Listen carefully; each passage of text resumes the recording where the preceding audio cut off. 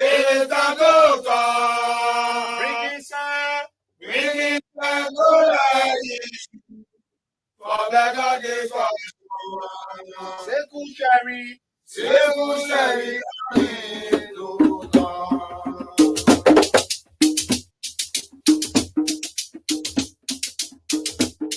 Liberia, this is the boss of Liberia. It's so tough. Making sense to die.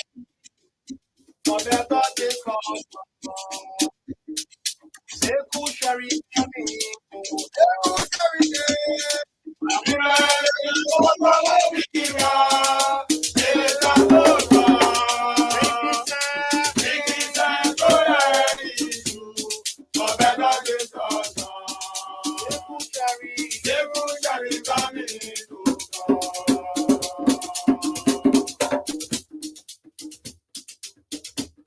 Liberia, this is the boss of Liberia. It is time to talk. Making sense to them. For better days for Seku Sherry coming to Seku Sherry Liberia, the boss of Liberia. It is time to talk. Making sense to life. For better days for Seku Sherry coming to talk. Liberia, coming to talk.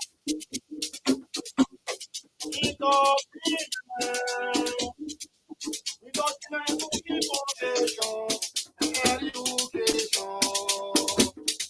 Seku Sherry coming to talk. Liberia, Seku Sherry coming to talk. Good information in education. Seku Sherry coming to talk. Seku Sherry Liberia, the boss of Liberia. It is time to talk. Bringing time to life.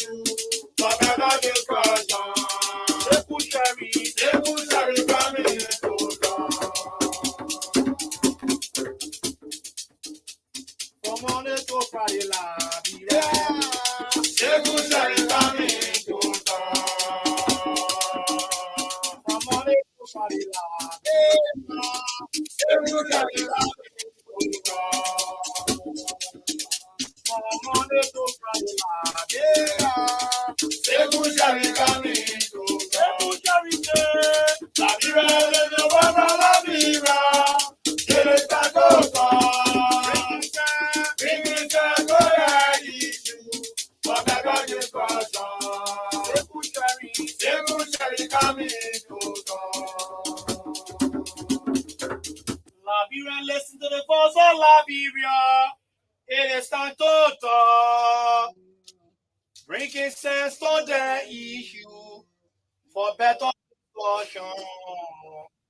Seku Sherry coming to talk. Seku Sherry Liberia, the boss of Liberia.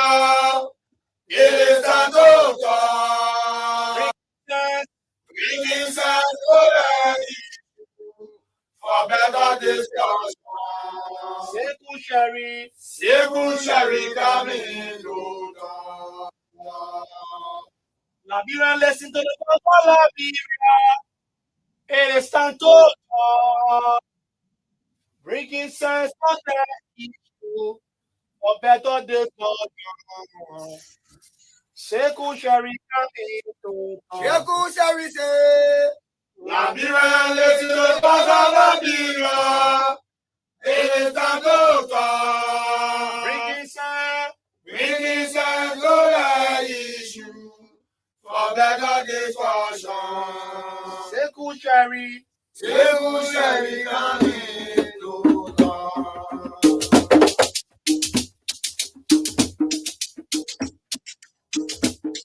Liberia, this is the voice of Liberia. It is time to talk. Bringing sense to the issue for better discussion.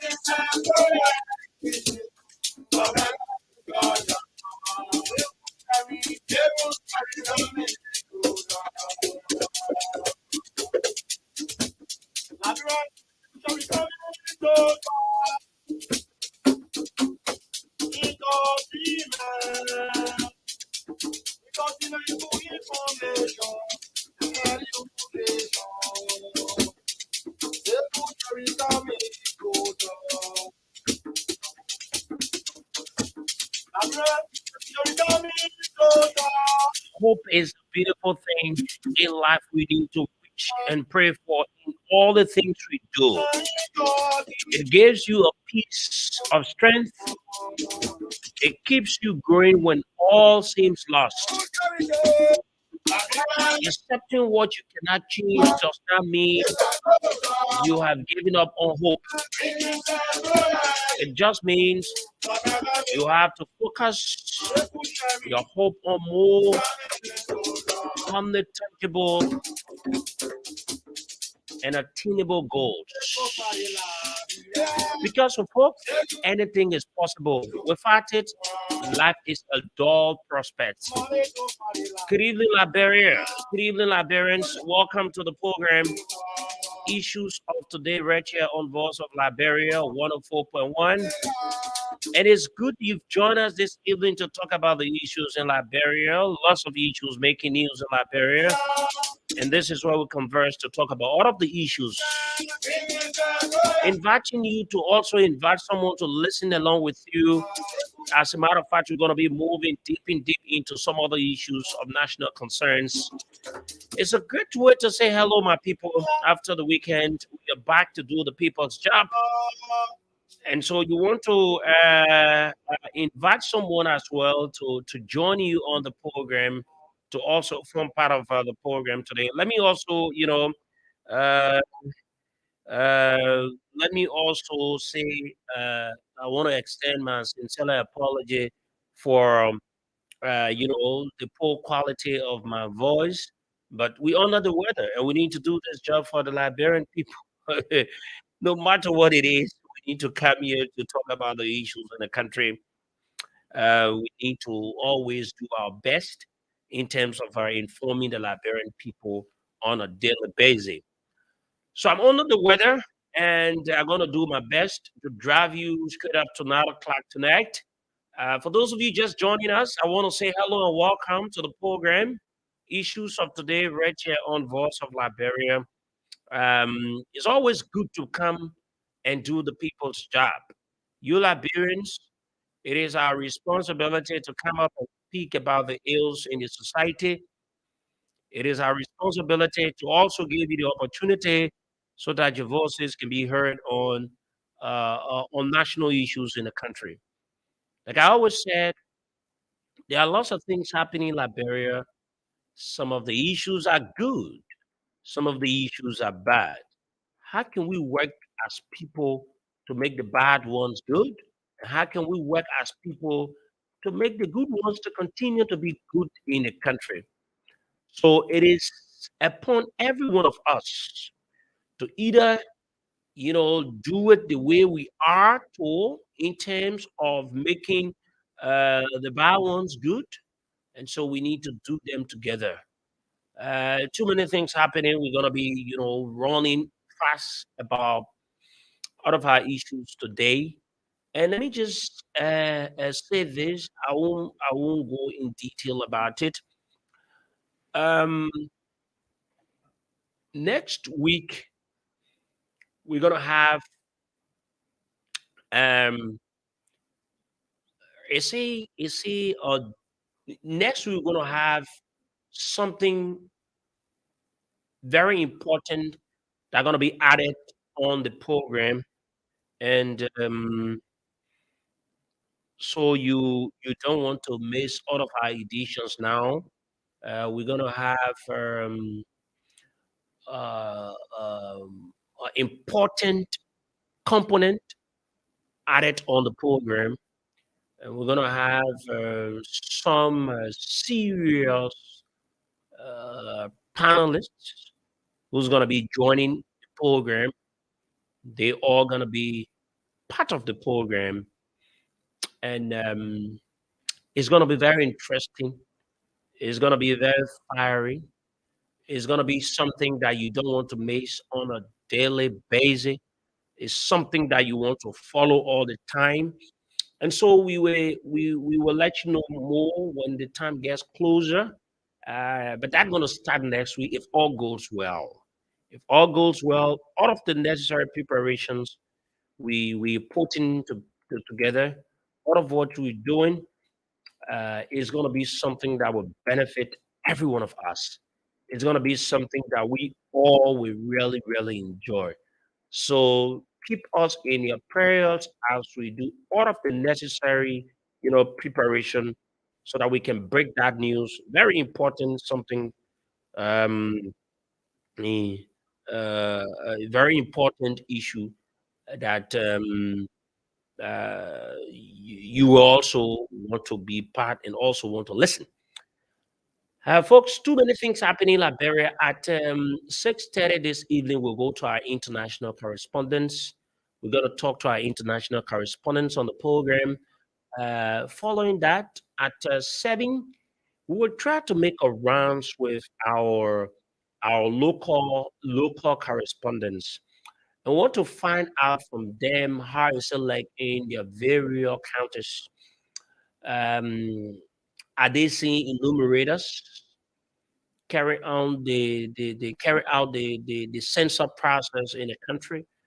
Mind you, they are to be doing it. We'll also take a look. Now we want to take the rest of our time, hour plus, to talk about leges, the LAC report that is out. We're going to dive into the LACC report about leges that has been out since June of since months ago of this year. Um, there are recommendations.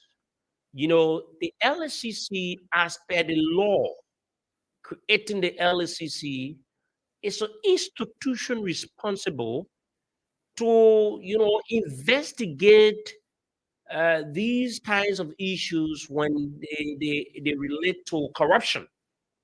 And like, unlike in this government, but any other governments who want to use such an institution report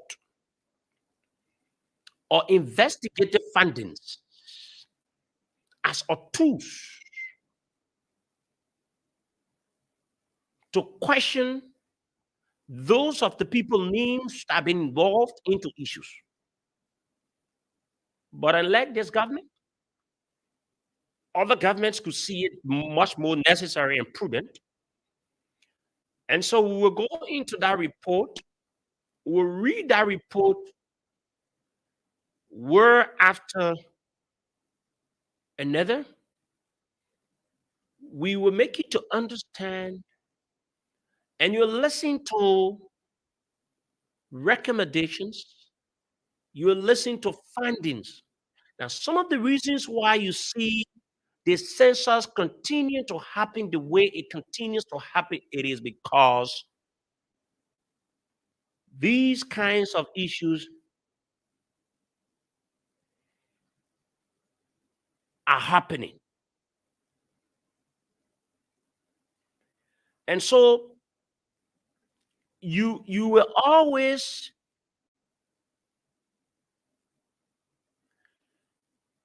find out that this is it. So I have the LACC report in my possession, and we will be going into the LACC report tonight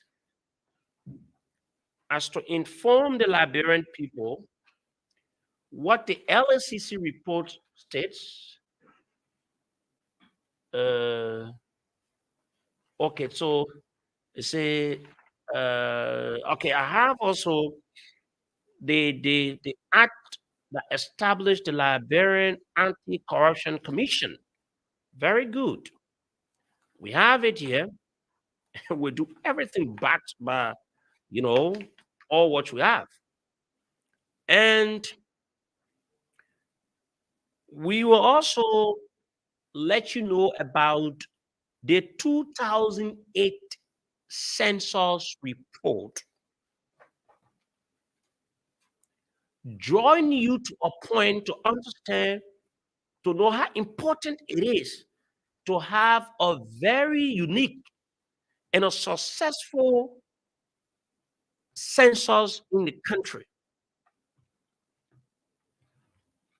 What is the importance of the census in the country? And you will get to understand and learn a few things.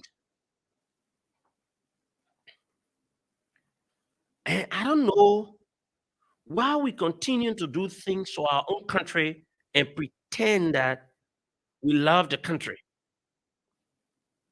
And this report are going to be reading out from the LACC.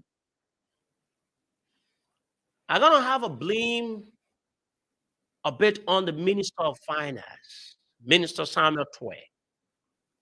I'm going to have a blame on him as well, because if Minister Samuel Twe wasn't the one, protecting the folks at Legis,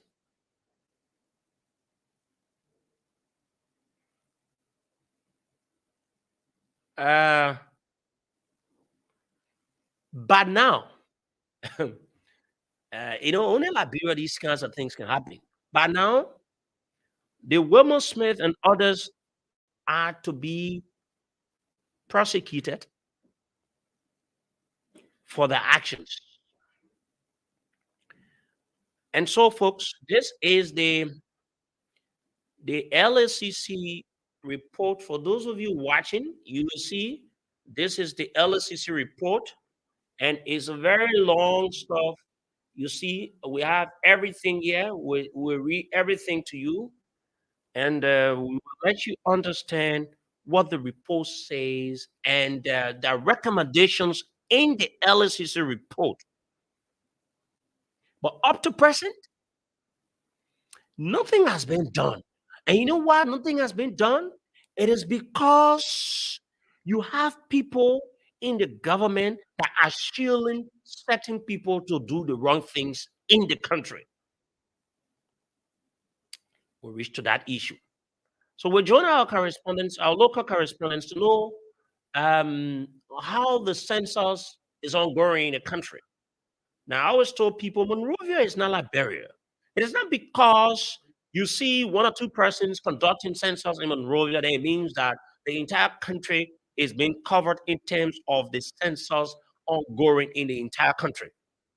No, it is not the case.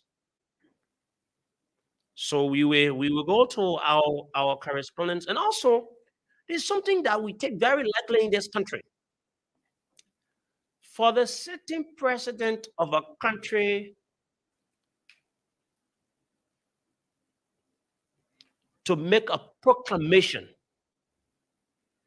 a sitting president of the country to make a proclamation, and that proclamation did not yield results, but it shows that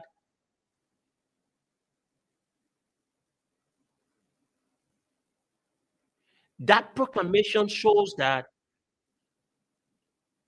the proclamation was being made, and the intent of the proclamation was not achieved. We will go into it. We'll tell you about the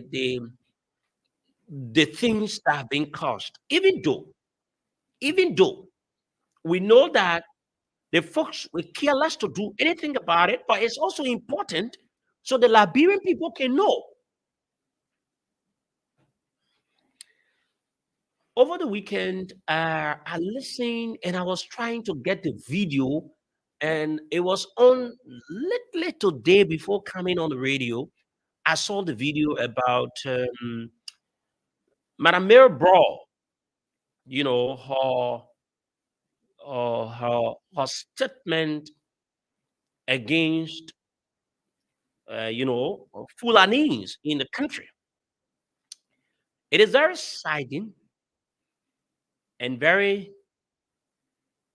unpatriotic on the part of Madame Broad to have used such a word or statement against Fulanese. And I saw on social media the CDC chairman, Mobile Malou, and they say she has rendered apology. I think this is what I've noticed. I think Mary Broad is a very good public servant. She knows how to do her job. She's very, you know, she's that person that delivers whenever she's given the task. But I think what Mary Broad has is she's overly reactive. She reacts overly to the extent she creates problems in the discharge of her details. I don't know what is it that could, could have led Madame Broad to use such a statement against another person to the extent to go to a point where you generalize certain important group of people within the society. It is not Mary Broad first time of using these kinds of statements against certain group of people. It is now her first time. She did it to the Mandingos. She did it to some other people. And now it is about the Fula people. When people do things in our country and we just allow it to roll down the road and then we say, oh, yeah, I'll leave it and everything. Once they reach a certain level, they are very prominent in the society. We don't make them to understand what they've done. It has caused or it has the propensity to undermine the gains we've achieved and continue to achieve in the country. It is not her first time.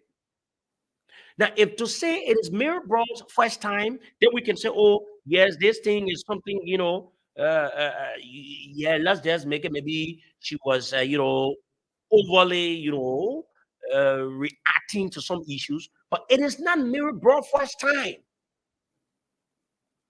It is not her second time. But she has repeated this, her statement, these kinds of reckless statements against certain group of people in the country. I'm not a Fula. But should I come on my radio and tell people that, oh, the Fula people this, the Fula people that? We've passed that stage.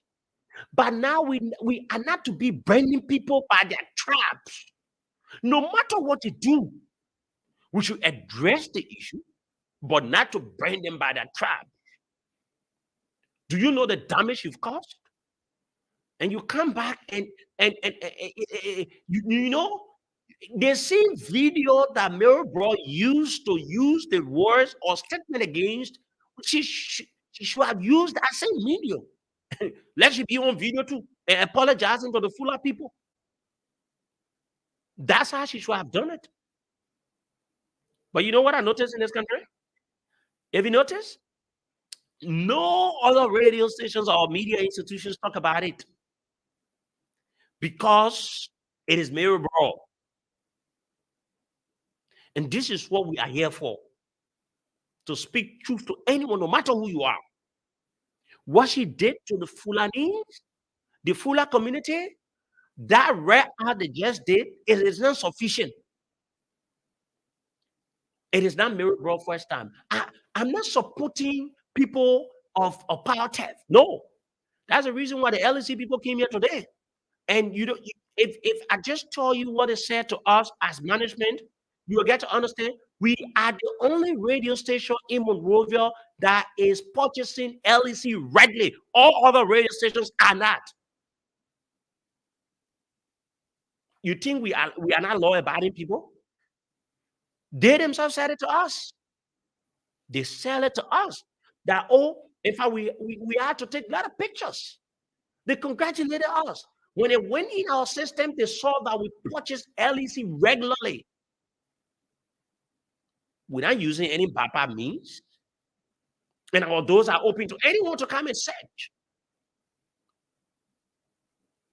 We're paying for LEC. So what am I saying? I'm not supporting power theft. If we were supporting power theft, we will not be purchasing our tokens whatsoever to get us operate readily under the laws and do what is right to generate the revenue for the country. So I'm not supporting those of the people that were involved when Mary Bro was trying to react to them. But in so doing, you already have the power to take the appropriate actions for the crime of power theft. Instead of you using your words on people to injure them, you could use whatsoever authority you have to get a redress. If this lady, even though she's a Fulani or Fula person, sorry, even though she's a Fula by tribe, she's involved into power theft, you have the right to apprehend her for what she's doing against, because no one is supporting power theft. But by you going to the extent now to say, oh, the Fula people did this, the Fula people did that, they're not investing in the country, they're taking that money to other places, to Guinea, to other areas. That was really, really sad on your part. And the thing here about it is not Mary Bro's first time. It is the constant habit of what Mary Bros, she always do it. She always do such. Before Mary Bro end this entire process, you will hear say either Mary Bro would beat somebody, or either she would use another word on somebody, or she would say something to another person. In as much we all will congratulate you, Madam Bro, for the work. You are very workaholic. You understand how to deliver, but you should understand that you are working in a society and everyone deserves to be respected, no matter who they are in the society. On that aspect, you did not do well, Madam Bro. You did not do well. And we can't continue to accept, Madam Bro continue to infringe on the rights of other people all the time. And nothing has been done. Everything is just sorry. You know, you don't do that. You don't do it, Madam Bro. It is totally unfortunate, and it has been it is the continual habit of, Mary tying on Bro. The same thing you don't allow people to do to you, you don't do it to other people, because you don't know that your action, the damage it has caused, even though they might not have the power to react so dearly to satisfy what you've done, but they need to accept, but they will be grieving. So you know what you put in the minds of the Fulanis? That even though all of what they are doing, they are not respected in Liberia, they are not protected in Liberia. And if you count the amount of investment Fula people have in this country, It is even more. It is even more than what Liberians, that this is their own country they have. If you remove full contribution to our economy,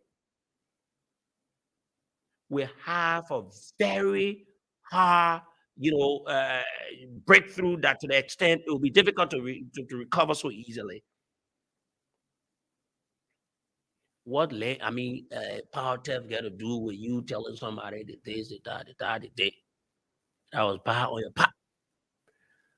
Okay, folks.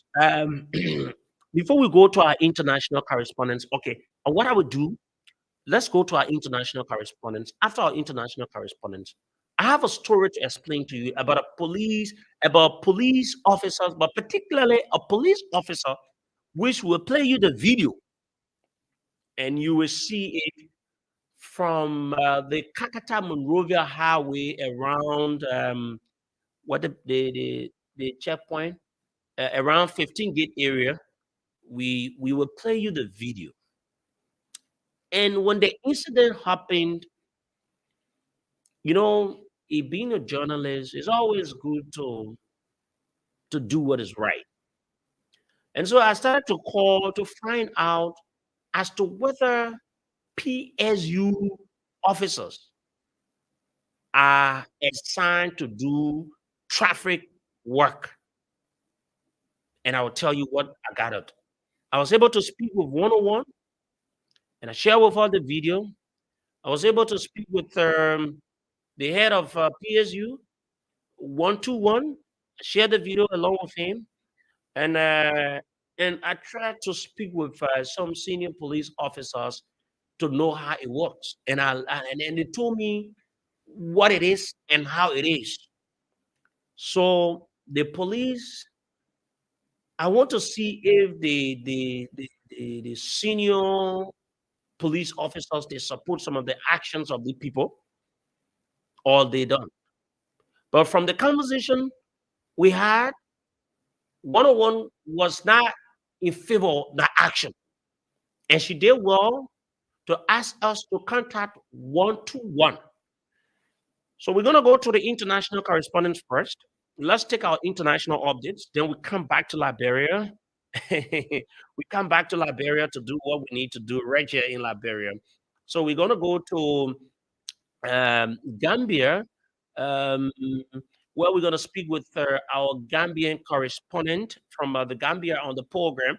When we are done with that, we're going to come back to Liberia. We deal with this police issue, and then we go to Lagos that we're going to take the rest of our time on. Today, we will do explanation and we will do the better teaching of how it is, and also explain to you about the LACC report. The report is out. Nothing has been done. All the names that were involved that are to be prosecuted, nothing has been done to them. So how do we fight corruption? We go on the line now to talk to Amadou Kante, who's our Gambian correspondent. He joins us. Amadou, you come in very bad. I don't know what's happening from your end. Good evening, and thank you for joining us on the program. Yes, good evening, everyone. Thank you very much for having me once again. Now, the European Union Commission has adopted proposals to introduce visa measures for passport holders of Senegal and the Gambia as a leverage to push these countries to cooperate more on the readmission of their national state. Okay, we need to. This is coming too bad. Okay, let's do some adjustment. Let's go to another place.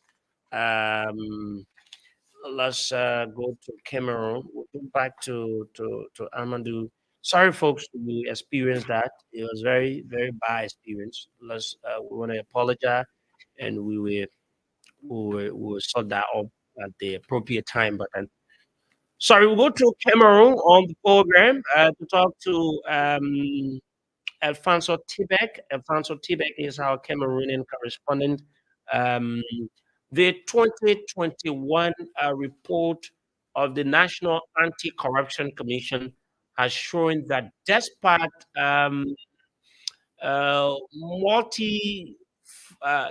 despite all measures being put together in Cameroon, to curb the vast corruption still remains alarming in the country. Uh, Alfonso joins us from Bamenda in Cameroon. Alfonso, good evening. Alfonso, good evening. Hello, good evening. Good evening. Thanks for having me today. Tell us about the recent 2021 report of the National Anti-Corruption Commission that has been released in the country. Tell us more about it. Yes, Sekou, the 2021 figures of the report represent an increase of over 26 billion comparatively to 2020. And according to the report, the established investigations carried out by CONAC and the compilation of the decisions of the Budgetary and Finance Disciplinary Council that over 24 billion francs got lost and in doing corrupt practices in Cameroon. And there was this massive increase in corrupt practices in key areas in the country, notably the police force, the education, finance, the health, justice, and the trade. And it should be noted that all of these malpractices were established and culprits are still to be arrested because the institution, CONAC, does not have the power to arrest suspects or prosecute them. Cameroon has a number of institutions put in place in the battle against corruption, but the practice is still alarming. Why is it happening such in the country? Yes, there's been a place of President Paul Biya that has been in power for the past 40 years, has put in place a number of institutions to fight corruption, and one will have expected a sharp drop in corrupt practices in Cameroon. We have about 5 different institutions, including the Supreme State Audit Office, CONAC, which is at the apex, and still the institutions say that they are facing multiple challenges, and which include the non-collaboration of several key public sectors, individuals, and also challenges in obtaining tangible evidence, during investigations, because some ministerial departments, according to CONAC, have refused to give information to CONAC, which is making their work very, very cumbersome. And some people call it hypocrisy because they doubt how government institutions, fail to collaborate and cooperate with CONAC so that this fight can be won, or the fight against corruption is curbed in the country. What are ordinary Cameroonians saying vis-a-vis about the alarming rate of corruption practices in the country? Well, in my country, Cameroon, you'll see a lot of civil servants, flaunting their work, which a lot of people say it is illicit work. Other Cameroonians say that there is no political will on the part of the authorities to actually investigate, arrest, and punish those found guilty. So some people in the country say that it is actually provocative that young civil servants, those in government, display illicit work that is actually exacerbating a situation that is even already worse. That's the economic situation of the country. And they are saying that more effort need to be demonstrated, dedicated to, and people need to be committed to curb corruption in Cameroon. And that to do that, the government needs to empower CONAC. That is the organ at the apex of this investigation, to arrest and prosecute suspects, provide the organ with more staff, and also open branches in all 10 regions of the country, because the only branch that CONAC has is in the capital Yaoundé, which is making their work difficult, throughout the national territory. Thank you very much, Alfonso Tibek. He's our correspondent in Cameroon.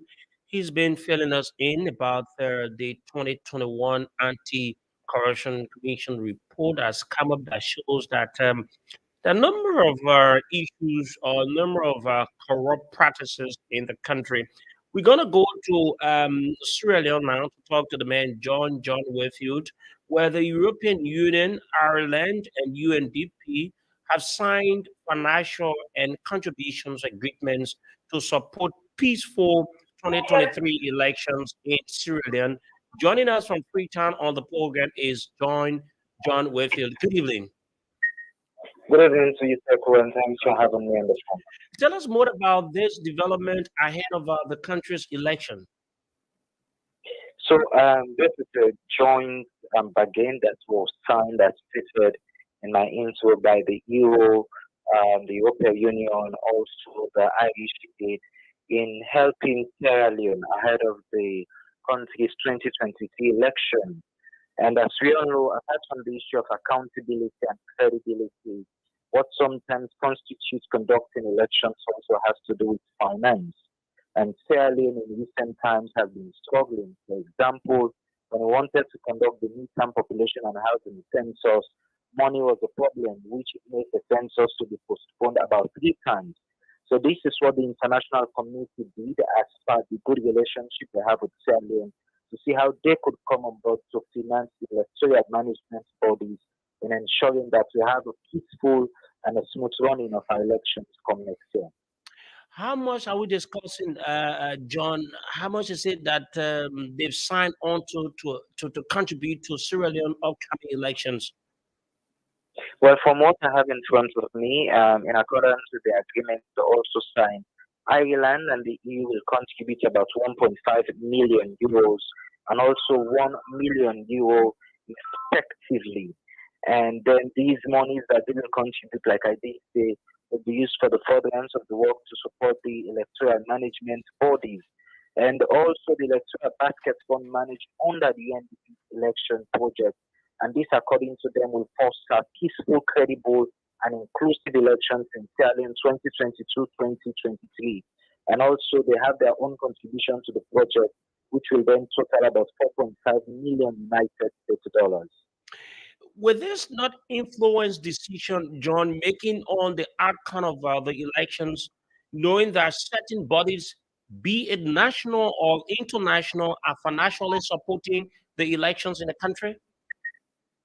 Well, this has been the concern, but from what they have signed and the statement that they have made, it is not about them influencing the elections, but for them to ensure that Sierra Leone has a peaceful election and one that do not have any militating factors, especially when it comes to the aspect of finance.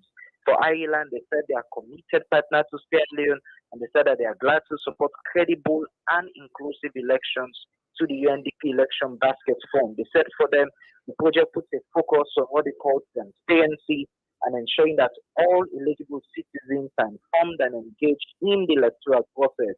So, for instance, when it comes to voter education, information sharing, and monitoring of misinformation, they said this also forms critical parts to ensure the peaceful, credible, and inclusive election takes place. Thank you very much, John Wayfield, Voice of Liberia, Sierra Leone correspondent on the line there from Freetown, telling us more about what has been signed today as to help the upcoming Sierra Leone 2023 elections in the country to have free, fair, and transparent elections. We go now to Ghana, where we're getting this report from Ghana that Ghanan Vice President and Minister of State have been allegedly accused of requesting 20,000 United States dollars bribe as appearance fee from an investor. Mm. So, Africa is just Africa. African countries will remain the same always. So we're going to go to Jonas Biarubi, who's going to tell us more on this development about this allegation on the vice president of Sierra Leone. I mean, sorry, of Ghana and that of the Minister of State. Uh, the, anyway, we need to go to our Ghanaian correspondent, Jonas Biarubi, joins us on the line. Jonas, good evening. Good evening, Sekou. It's good to have you this evening on the program. And this news is sounding very strange and big. I don't know how it is, that Ghanaian vice president and the minister of state, it has been alleged that they've been requesting 20,000 United States dollars bribe as an appearance fee for an investor in the country. Tell us more about this accusation that implicated the vice president of the country. All right, so this particular investigation piece was conducted by Anas Arimia, and I'm pretty sure a seasoned investigative journalist as he is across Africa. I'm very sure that you might have been aware of his investigative work that he's been doing. Well, this particular one he did focuses on Galamsey as well as the people in authority who stampede the development of the country.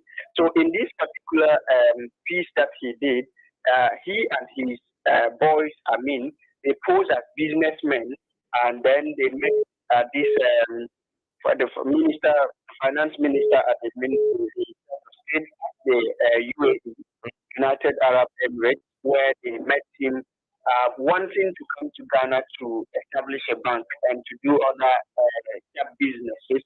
So where they were having the conversation of being moving into Ghana, these people actually wanted to know much about the country and then how they could penetrate when they get to the country, as well as how they will get a lot of influence when they get into Ghana. So this Charles Ibrahim, who was implicated in it, said that well, the right person to contact is the vice president of the country, because when it comes to anything banking and finance, anything on the economy, it's the vice president that is in charge. And so, for you to be able to meet the vice president, or for you to be able to get the vice president into a meeting, you would have to find something like 200,000 US dollars for him. That is for his appearance, just appearing to have a meeting with you on you willing to do business in the country. And that was called finance minister at the finance ministry. So, well, and it continued like that. But as it stands now, he also demanded an additional money beside the $200,000 for the siblings of the vice president. You can imagine. So Jonas, was the 200,000 requested earlier on submitted or being paid, or was not paid at all? Well, so this was the discussion state of they coming to get themselves into the country to do the business. So this was the request that they will have to pay this money before they will be able to meet the vice president, before the vice president will appear in their meeting. But before even this 200,000 was given out, they had already given money to this minister for accepting to meet with them. And if you watch the video, you could see that it was packed in bundles, US dollars on the table when they were having the discussion. So he said that the best person for their business is the vice president, and they will need to pay that amount of money to the vice president before they can meet him to have any business discussion. So has the vice president responded to the allegation?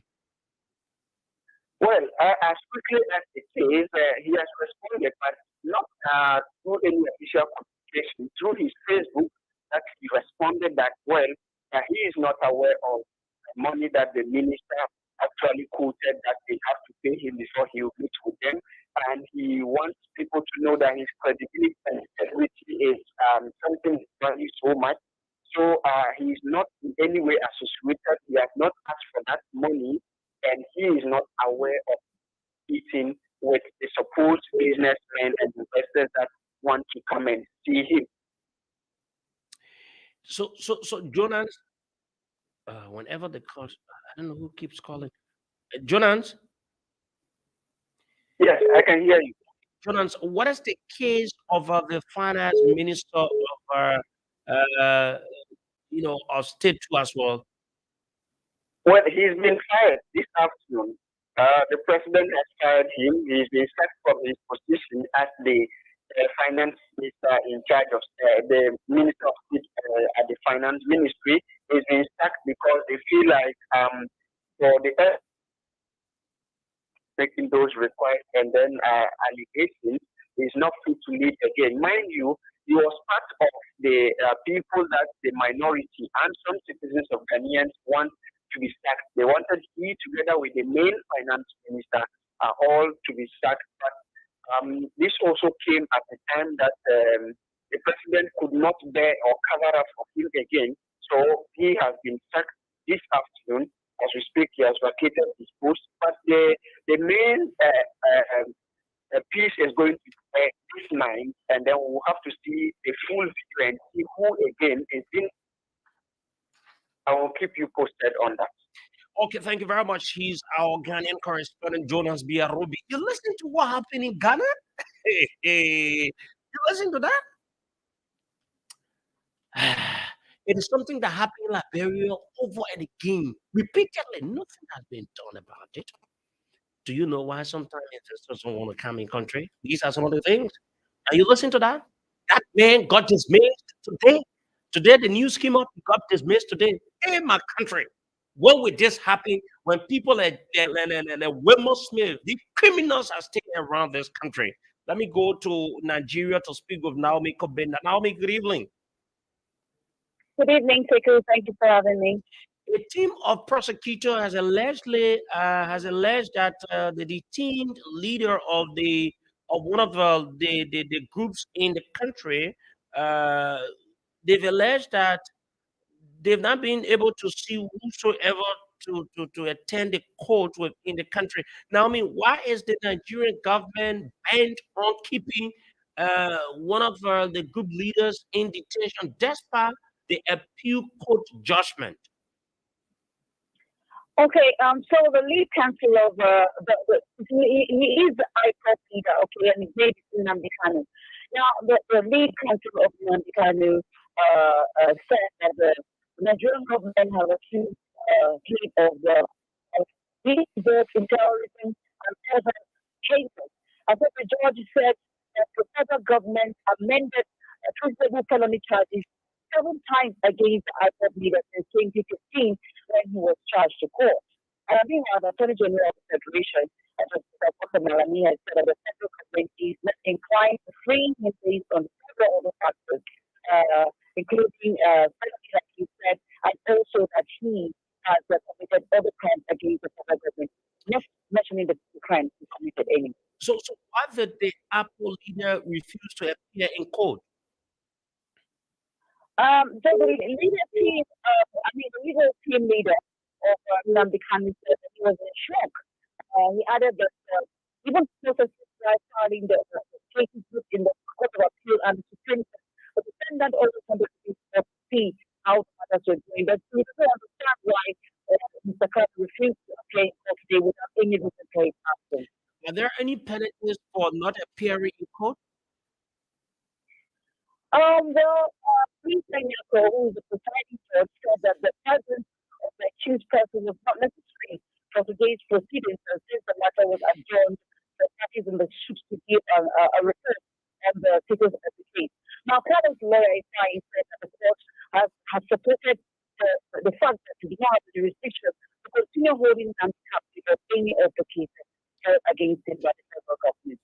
Thank you very much, Naomi Kombinda, our Nigerian correspondent on the line from Nigeria with that development. We'll go to Lesotho now to talk to our Lesotho correspondent. Then we'll go back to Amadou Kante from the Gambia. You're listening to the program Issues of Today right here on Voice of Liberia. 104.1 coming to you live from Capital Bypass Monrovia. My name is Sekou Sharif, and I'm here. Hey, God. They said if this maze the man, I really want, a day where people being investigated, they've been found liable for their actions, and the appropriate actions being taken. But I listened to one video on social media when this report came up. Let me go to Hello. Yes. Good evening. Thank you for joining us on the program from Lesotho. Thank you very much. This story coming from Lesotho sounds very, very interesting, and is something that is getting, worsened by the day, that the state of Lesotho's National Medical Center, Queen Memorial Hospital has reportedly moved from bad to worse. How serious is the situation at the hospital in Lesotho? No, that is very true. The situation is very bad. The hospital, so that it is a community clinic, and it is the only referral hospital that we have. There are no X-ray machines. A lot of equipment is not there. There's no power supply for generators. When if the power goes off, it is a very bad situation there. So there's a lot that needs to be maintained. When this all started in the hospital, All right. First, I should mention that the first time when the hospital was built in hospital, it was a joint venture between the government of Lesotho and the company called Medcare from South Africa. So it was a joint partnership. However, last year the government cut a deal between Medcare and Lesotho. So after Medcare left, it left with some of its equipment and some of a lot of resources. So since Medcare left last year, there has been a huge decline in the services. what is the new government planning on doing regarding the hospital situation currently in the country? All right, thank you. The Minister of Health visited the hospital today to assess the situation, and he has promised that within 30 days or very soon, the equipment would be, the hospital would be in a better position. However, it remains to be seen because the hospital needs a lot of resources or a lot of equipment which are very costly, and I doubt it can be something that can be achieved in 30 days or even before this year. And so we wait to see what is going to happen. From the look of things, the hospital is one of the major hospitals in Lesotho. How is this affecting the whole country health system? It has affected very badly because some of the patients have to be for like when they need cancer treatment, they have to be transported to South Africa. And some of the hospitals in other districts outside the capital city, Maseru. So there is a huge backlog of patients that need medical care, but they can't receive it from the national hospital. So our hospital or our health system is very poor at the moment. So what becomes of those that cannot afford to be flown out of Lesotho to South Africa when they are in such a hospital? Yes, you have to travel to South Africa, but they are transported through government costs. So you understand that the government is now being made because they have to pay for it. South African hospital to treat Lesotho patients. Thank you very much. He's our Lesotho correspondent. He's on the line from Lesotho on the program, telling us about how one of the major hospitals in Lesotho is now from bad to worse, and patients are now seeking medication from that hospital to South Africa or some other areas, and it's something that is very, very bad. We go to Amadou Kante now to conclude with our international updates on the program. Issues of today right here on Voice of Liberia 104.1. My name is Sekou Sharif. We're going to go to Amadou Kante to talk to him about this issue that has to do with the European Union Commission has been able to adopt proposals to introduce visa measures for passport holders of Senegal and Gambia as a leverage to push the countries to cooperate more on the readmission of their nationals staying illegally in the country. Amadou Akante joins us from the Gambia. Amadou, good evening again. Yes, good evening, Sekou, and thank you very much for having me once again. Now, tell us what is the general reaction of Gambians on the latest EU decision against Gambia? Yeah, thank you very much once again. Well, generally, Gambians have received this news in such a very, I can say, they're dismayed about the decision. But I can tell you it's not something new. It has happened before, and when it happened, the government really told Gambians that they were never going to accept that Gambian citizens will be, or migrants in Europe would be repatriated. Especially when you were going to the elections in 2021, and because there were so many concerns in the country that Gambians were going to be deported or many Gambians that were migrants that are in Europe are going to be deported, especially in Germany. So one decision also was announced yesterday towards today in the local media, especially the social media. Gambians have expressed their disappointment that the government of Gambia is not telling them the truth, and they are worried that Gambian citizens are going to be deported because in the long run, the Gambia government would not, of course, somehow, uh, would not somehow, resist some of these restrictions from the European Union. Amadou, has the authorities given any reaction yet to this latest move from the EU? Absolutely not. They have not yet reacted to the news publicly. But like I said, sometime last year when this issue came up in the country, the Gambia government did issue the statement saying that they are not going to, allow, for Gambian migrants in Europe or anywhere in the world to be repatriated because the country was not ready for that at that moment in time. But now that, it's probably not election time and this issue of migrants being deported is surfacing again. I know they might be thinking what to tell the Gambian people because the families or relatives whose people or sons or daughters, whatever it is, are in Europe, would not be happy that the Gambia government would be allowing the sons or whatever it is that relative would be repatriated. But the Gambia government yet to react publicly on this latest development from the EU. More than 20, more than 20 Gambians are said to be repatriated from several EU countries. Do you think the citizens will further criticize the Barrow government for the situation at hand? Absolutely so, especially those from the opposition camp. They would be very much mad about this, move of, that the European Union is putting such restrictions on the Gambia. But like you mentioned, about 25 Gambians are expected to be back by Friday if reports that have been going around the country anything to go by. And this is again, it's not confirmed or rejected by the government apparently. But people are still concerned why Gambian migrants that are in European countries, especially in Germany, have been repatriated. But what we are hearing from the European Union in particular is that those Gambian citizens that are in some of these European countries are illegally staying there. So they cannot be allowed to stay in their countries. So I know this will, of course, put more pressure on the Barrack government. So Gambians will be waiting what would be the imminent reaction from the Barrow administration on this matter. Thank you very much, Amadou Kante. He's our Gambian correspondent.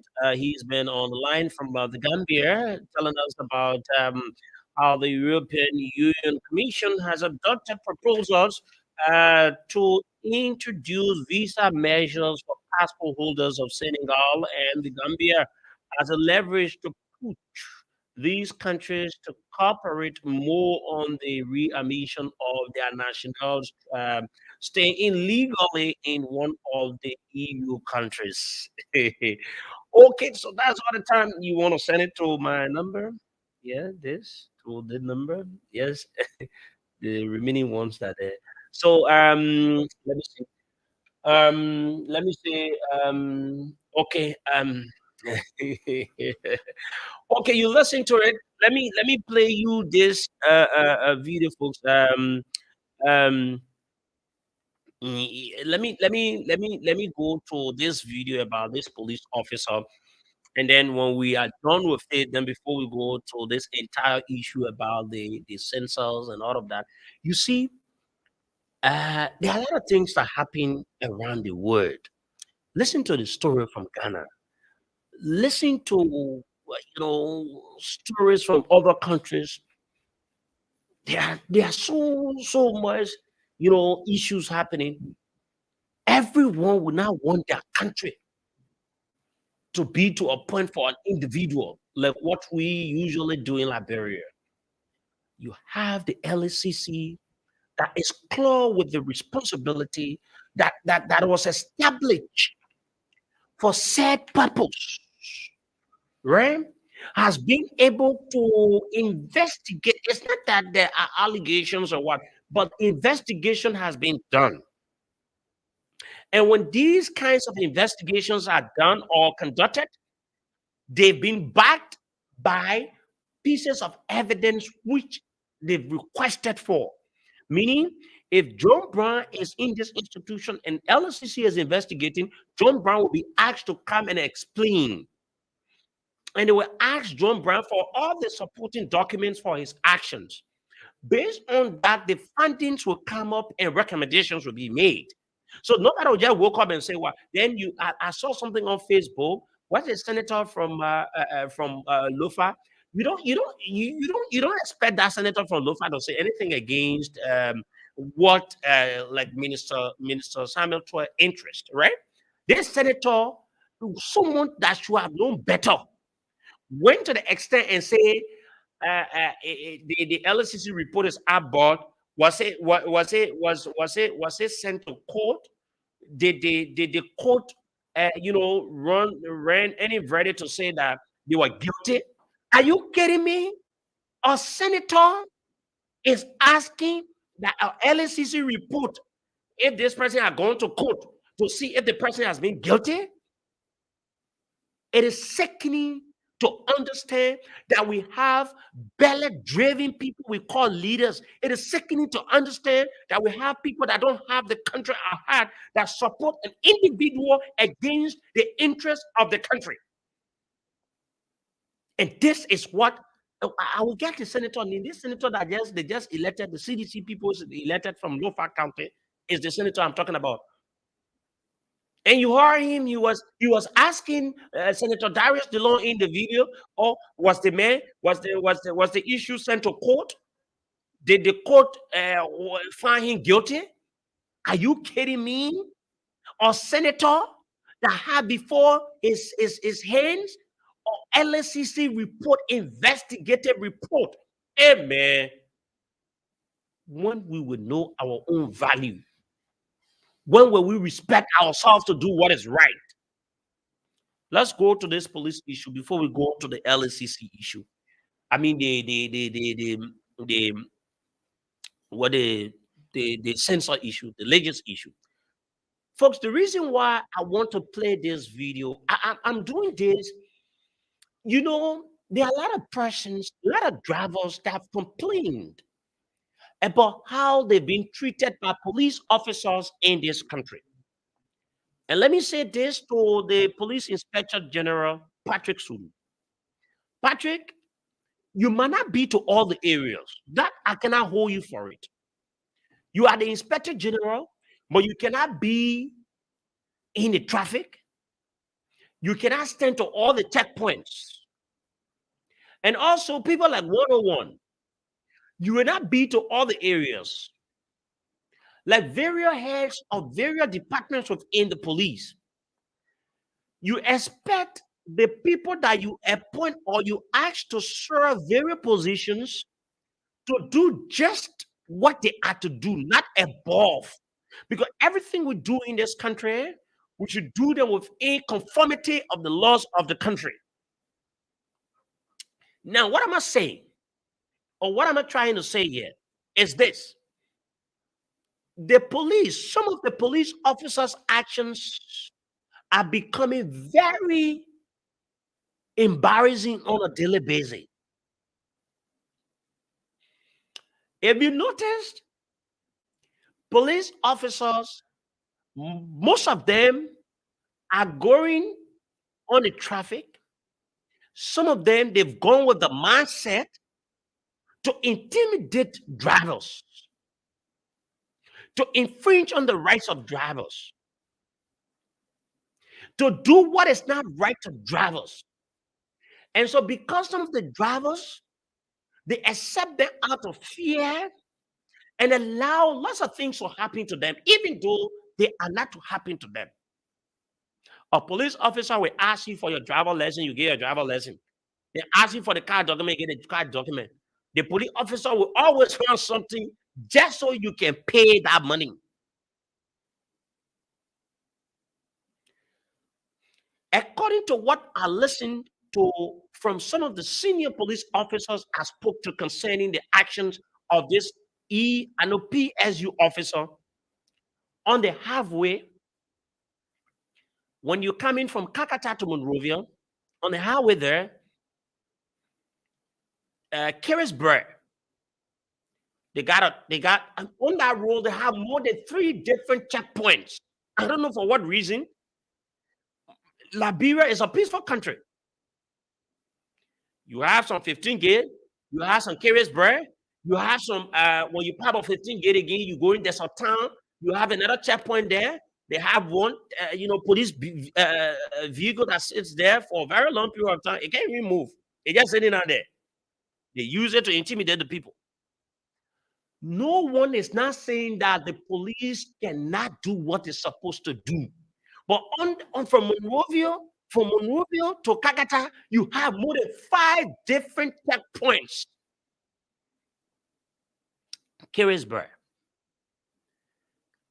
And I asked the guys in the police that, is this something acceptable to have PSU police officer in a traffic or doing a traffic work? And this is what I got from even some of the senior police officers that I talked to. They said PSU officer can only get involved into a traffic issue when there's a traffic jam. When there's a very huge traffic and you don't have the flow of traffic, and if a PSU officer is passing by or he sees the scene, he can also help and allow the traffic to have a free flow of traffic in that vicinity.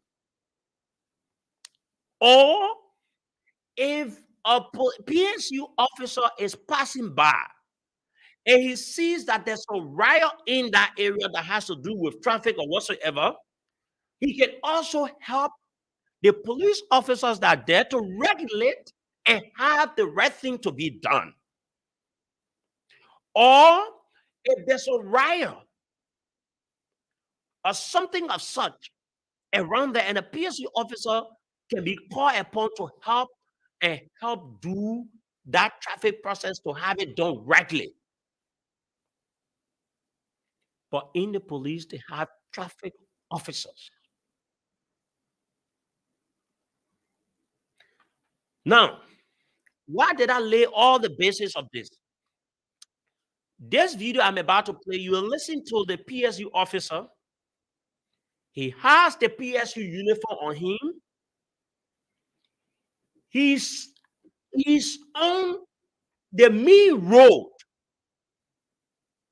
on the highway leaving from Monrovia to Kakata in Carisburg. There's a checkpoint there. He will call his own name in the video. There's no traffic, nothing. People not having any confusion. But this man, he wears the uniform and he gets on the main road. He intimidates the drivers. If you don't pay money, he parks you. And he violates the rights of the drivers with the understanding that he's a PSU officer. He has the right to be there. And so he does what he wants to do because he knows what he's doing.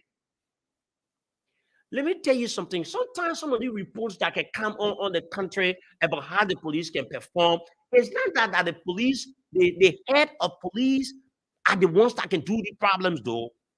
The smaller guys in the police at times can be some of the reasons why you have some of the negative reports about police activities in the country.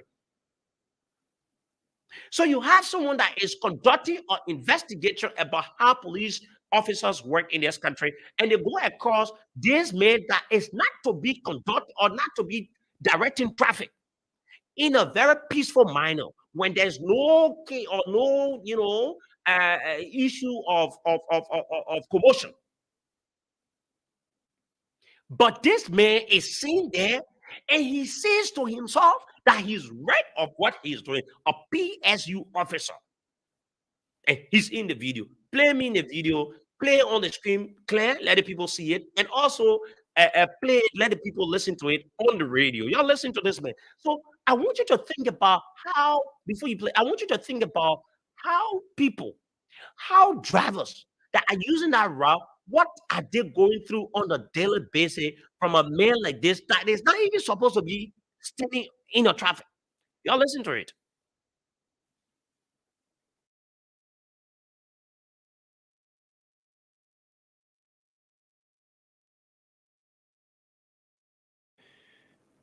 It is not playing. Look at the. Oh my god. Okay.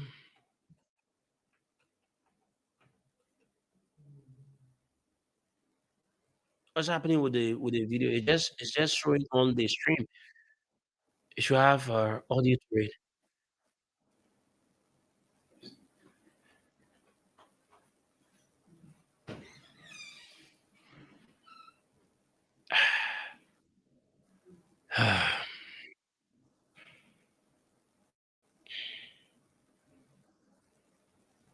Folks, we're trying to get this thing for you, please. We want to get a play for you, and this is the video. For those of you watching, we're trying to get it out for you so you can listen to, you know, the officer.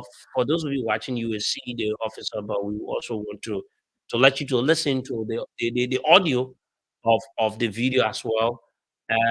He called his own name in the in in the in the audio in the video as well, so that makes it very easy for us, very easy. Um, that makes it very easy for us so that you can um I said this and I knew that this could happen. Okay, so let me try to get it here for you folks. Okay, let me I don't know how you get this for me. Let me try to get it here for you, right? Please bear with us. So try to do this. Listen to this.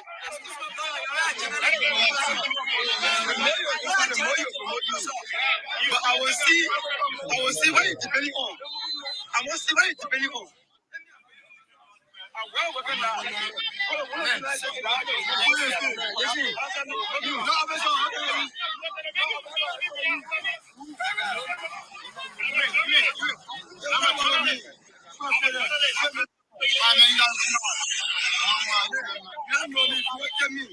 I'm not doing no weekend. I will stay here. That's my job.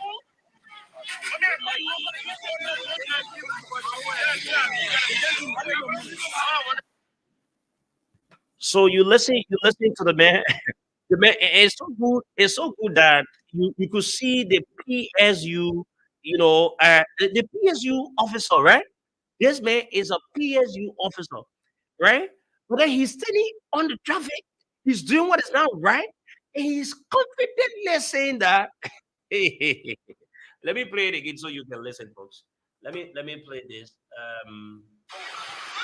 The more you do that, the more you promote you. The more you do that, the more you promote you. But I will see what it's depending on. I will see what it's depending on. Let me have a look. I will work on that.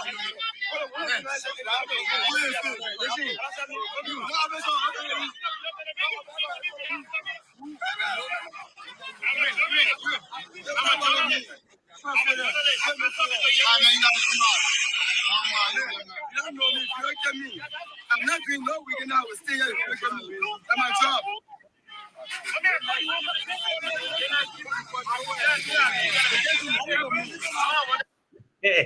So one of the guys said, one of his colleagues told him that he should leave from there. What he was doing was not correct. He said they can't do nothing to him. And in fact, he called his name in this other video. You know, sometimes they say when they I don't know when one die, it can't listen. This is what the guy is doing. Listen, he called his name, I think, in this other video. Set everything, open everything, show everything, show everything. Inside the car. By time when I set the car, they may I'm a police officer. You don't know me. I'm Elijah S. Okay. Okay, so that is it. The guy said his name is Elijah S. Johnson. Now, this is I don't know, PSU officer Elijah S. Johnson. This man is on the. I'm saying this because there are a lot of persons, lot of drivers they've complained. Sometimes I don't know how the drivers get our numbers, but they sometimes call, oh, but the police officer did this to us. The police officer did this to us. The police officer did this to us. So sometimes ourselves, we want to investigate for ourselves. We want to know the true nature of some of the complaints that people gave. PSU officer is on a traffic where you don't get nobody, you don't get no commotion, nobody saying that, oh, there's a traffic or whatsoever. And when I place the call to 101 and that of 121, and the question they asked, were there any traffic or there were, maybe people were fighting or you had some riot taking place? And nothing of such. Nothing of such. No riot took place, nothing. Peacefully vehicles are passing. But this bay is using that PSU uniform on a highway to intimidate the drivers to pay money. And like I said, we're going to open the lines. But this kind of a thing, honestly, at times that bosses can be in the know. Honestly, that bosses cannot be in the know of some of the actions. But that does not in any way, disassociate the bosses from their actions, because the bosses should know who they work with. So when there are problems, the problems go on the head of the bosses. Where anyone to talk about police issues, you think they will go call the Elijah Benny? They will say, oh, the Inspector General. Or they will say, Sadiatu Reeves. Or they will say, 121. Or they will call other big names, one or two other people in the police. So that's the reason why the heads of the police should be able to do what is right, to get the guys in the police to do what is right. Why would a PSU man going to stand on traffic and using that to intimidate people and saying that he cannot even move, depriving other people? The men that are supposed to even go kind of situation, he's the one creating the situation. Just because he will stop one car and the person doesn't want to do what he thinks they should do, it becomes a problem. Even some police people, when you get it, some drivers, when you gave the policeman, when you stop, you gain $50, he will say you might gain $200-300. If you not get that money to the man, you will not go. As if to say you've committed crimes. Why should we? Why should we? I'm going to take a few calls on this police issue before we go to the latest issue. It's very, very, it's disgusting. And what I have said to my producers, we'll be playing the video, we'll pull it on the page. Let it he said, hey, God, yeah. All the way up, man, Patrick Sudu Fete, how to make the police get the logo. Stay some of your there doing all kinds of things. Yeah. And honestly, you don't have, like I always said, the president to be all the places, like how you don't have the police director to be all the places. But you have always some kind of people in the police. And they he said they can't do nothing to him. They can't do nothing to him. So it's like that man has, he has some kind of big hair in the government, in the police, that maybe even tell him, say, man, you PSU, man, go there, harass the people, do anything you can do. Nothing will come from order A. The police name is falling on a daily basis. 0770 907 907 0770 907 907 0880 907 907 0770 907 907 086 907 907 are the two numbers. We're going to take few calls on this issue about the police action, particularly the folks on the Kakata Monrovia Highway had the embarrassing the drivers from that end. You listen to that man? The man say, ah, God, Let me take this caller here. Hello. Everybody, boss. You know my name? Yes, go ahead. Yeah, but brother, that under that place, Banabé Johnson, you see police people there, you give get a scoreboard. The whole of the parade by police. They're all on the street collecting papa that I do the country is probable. They've got some the whole of the hospital retention, the government are talking the call to Ugandan Chapel. They posted the patient, they can't come there. Oh yeah, the men in busy collecting that before that. Thank you. We'll continue to speak against it. We'll continue to speak against it. The more you do that, the more you promote it. I'm calling from the telecom community there. Thank you for The more you promote it. But I will see what you're depending on. I will see what you're depending on. Let me have a police officer.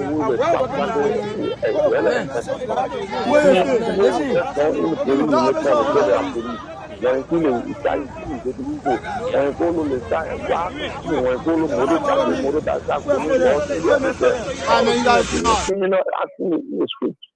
you see the police, we get police A, we get police Y, all kind of things you see them, they're cop on them. Everybody has to be security in this country. No, but police PSU men are supposed to be on traffic. Unless when there's a riot or something, there should be a reason why you should be there. You are saying that PSU men should not go on traffic, but the problem here is you are not there. You are not the officer, the president, the big police, that's the police commander or police director. It's not all work. But if the police inspector is the one that goes around seeing those people in the particular places, what's the next decision? The decision is to get rid of them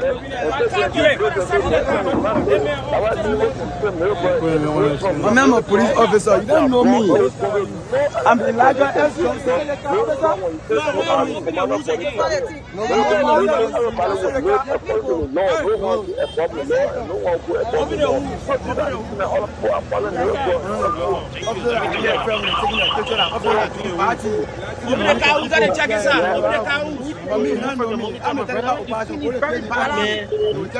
No, let me check this out. Big Daddy may be satisfied. Maybe I carry something in the car. Checking the rules. Checking the rules. Checking the rules. Checking the rules.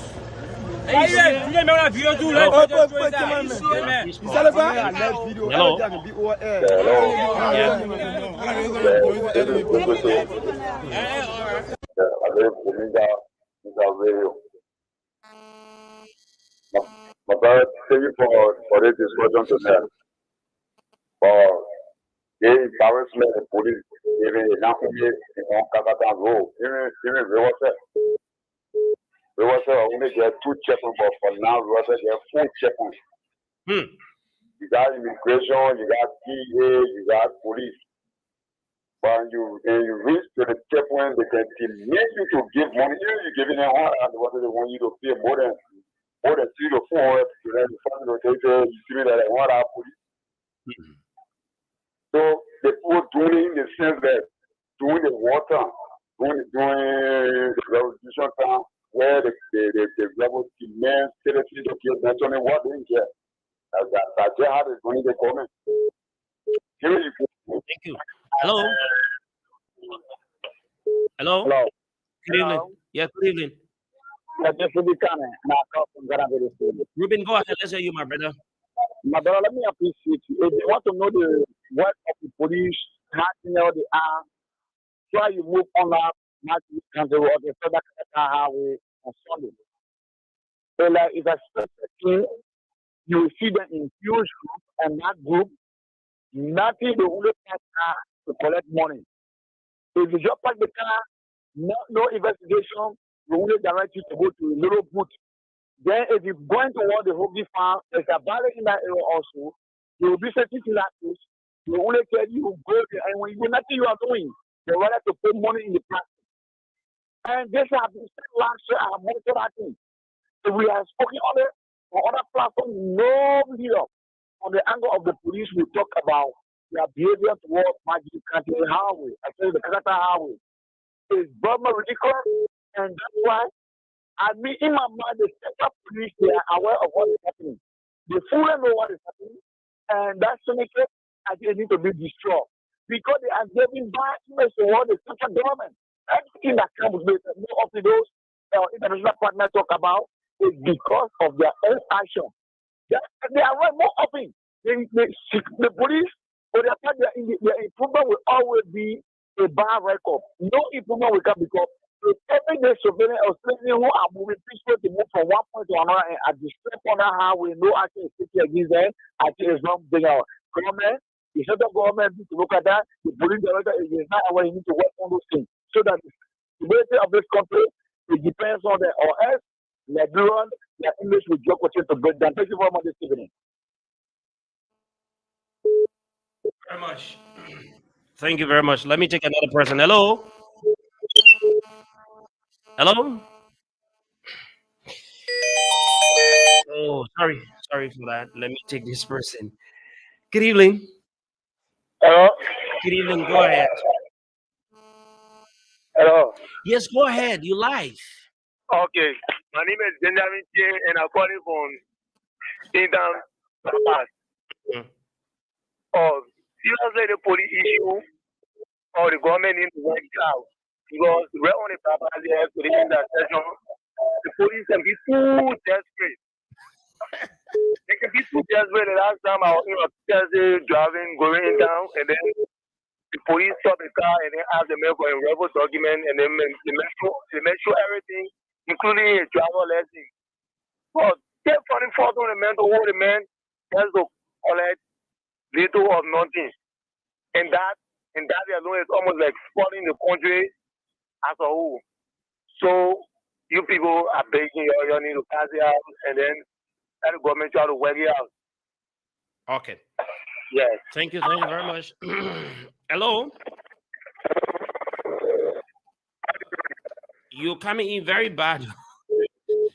Let's take another person. Hello. Oh, man. Don't allow it to happen, man. Hello. Hello. Yes.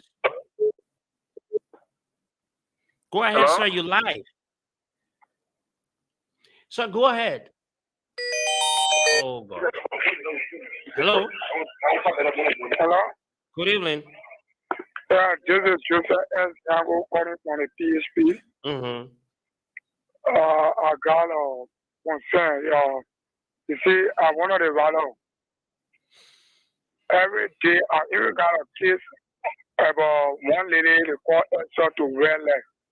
Up to now my phone is saying they are in. Since 2 weeks now, they can't get my phone. Mm-hmm. It was case that occurred. After the investigation, they said I should clear the desk. I told her I didn't have anything to clear the desk. And since that day I went back, they said they were requesting how much I should get it. I told them I didn't have money. They were calling. I have 500, but since then up to now, the people telling me that I should pay 2,000 now before they can get my phone. Okay. Thank you, my brother. Oh God, too bad. Liberian people, just move from a monitor against it. Sorry, that bro. Yeah, my man, but you can't be here like that, man. I'm because my man, sorry. I am country. So you two, you get operated eye. Sorry. Okay, move from the monitor now, please. Go ahead. Let's hear you. Yeah, first of all, my brother, my name is Liberia-VOL. I want to discuss on the police aid. The police aid in the school more than the real police. Yeah, because if Patrick to do say one policeman is traffic, the policeman get 2 beginner behind him to be working. He will just be saying that in the left boot, it's beginning on the street. When they knock over, they sort of share, then they go home. So enough fun at that, my brother. Enough fun. You reach to Boulevard Junction, the police people that to that intersection, the more than the police that are in the country. Because police is too much when they join the men and they can get back us to the intersection there. And they draw counters there. Some town and say we get rid from one policeman there. Then everybody won't be ready in the city here. So Okay. You come in, right? Thank you. Thank you. Hello. Good evening. I'll say where you are calling for race momentum. Where? Momentum, race institute. Go ahead. Go ahead. Let's hear you. This is 17. The district I don't care you run away from her. Go ahead, my brother. Let's hear you. Yeah, according to the police, some of them they are good. Some of them the majority is not good. Like when you in the traffic, you are just you don't have respect for all. But right according to the traffic rules, they are supposed to go in the traffic. They have a traffic police. But for the day, don't have no traffic police again. Anybody so they wear a uniform, like a Joe Twitter, one time washer, the police will come to you and say that oh the government pay you. Then you get uniform, then you talk about paying business. They say very full of me that time. So I see out there the get so. So we have our brother and we have brothers. Yeah, the government to add their pay or to the salary or please. I'll make it a route we have to draw them for. Thank you. Okay, thank you very much. Let's take more calls. Taking more of your calls to allow you to participate on the program as well. This person. Hello. Hello. Good evening. Hello. Yes, you're live. Go ahead. Okay, I'm talking with a from Kaba. Go ahead, sir. Yeah, last week myself, it's all about the school trip. Last week I was trying to channel to Monrovia. The first time to Monrovia, the children are on the halfway. Too much. And even when we reach to any checkpoint, we will meet the amount of police we need there. Each of them want to drive before we can pass. If you don't do so, the pass the by, you have to take the document and the stick to you. You have to take out. All the checkpoint we bother with break through our and still reach. I know people they are the authority, they are the security, so we expect them. Just how we can still get up when we expect them. Okay, thank you. Hello. Good evening, Sekou Sherry. Good evening. Thank you, Sekou. I'm Mama M. Super Junior, and I call you from a resident to community. Thank you, Sekou, for your investigative knowledge that you bring to the broadcast, and that's why you remain one of my my best media icon. Whenever you speak on an issue, you see it to the fullest, and your information are credible. Sekou, what you play, these are attitudes from the Liberia National Police, and even the PSG officials.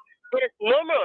After you see these guys in a PSC form, they'll beat you out of traffic. Just as if they are from the traffic, they are from the traffic department. So it's a normal thing. Maybe he's just saying it.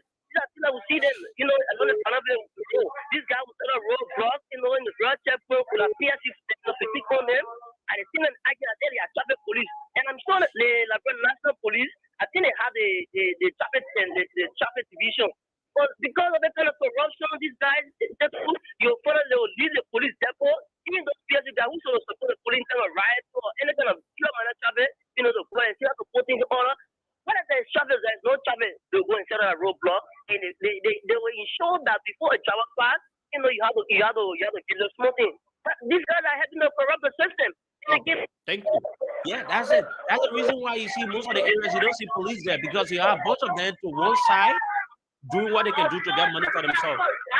Who's on the line? So as if to say you're in the market. Hello? Hello, Sekou. You just need to move from the monitor, sir. Go ahead. Yeah, my name is Joseph Kennedy, calling from Federal. Go ahead. Sekou, the matter of fact, I don't think we'll have even 1 or 2 years. That's why you see the classing. You were in Liberia where you could see the former 102 president of you will know that the person of the 102, even when you see a reckless police officer, he used to disrobe him very on the street. So you will see most of the things that will be happening because the 102 are comfortable sitting home. You don't even want to, you don't even care. We don't even know what 102 is in designing Liberia yet. Everything is that normal. Everybody do their own thing. So what do you expect? There's no 102. Okay. Thank you. Thank you very much. Thank you. Thank you very much. Let me call it a day on this issue about the police. We need to transition. we need to transition now because we have lots of things to do on this issue that has to do with religious. Let us, tighten our belts. Let's transition now to religious issue, which is very, very important, and it's something that we need to discuss. It's something that we need, yeah, live. It's something that we need to discuss. It's something that you know, we need to be patriotic, no matter who's involved. Let me take the last lucky caller. Hello, Hello, good is it evening. Bosa Labira? Yes, this is Voice of Liberia. Go ahead, you're live on the program. Sekou, thank you for the program tonight. And that is the police came in, said they tried and charge for too much. Hmm. According to Thomas Brother. Yes, to go to, even if for Thomas Brother to go to Arana is almost going to 1,000. Can you imagine? They catch on the road, promising people. And the drivers too, you can't believe that you want to go quick. When they charge you, you got to pay because all that money is taken out to pay the police. How much will you wait to go make a report? Yeah. So anyway, thank you for the program. Thank you very much. This is what Voice of Liberia is here all about to speak the truth, nothing else but the truth. Sorry, folks, we all know the weather, but we still need to be here to do the people's job. Let us transition to this issue about religious. I want to just give you a little synopsis and also give you some little information about the 2008 census that was conducted. I'm not sure if there have been census conducted since 2008.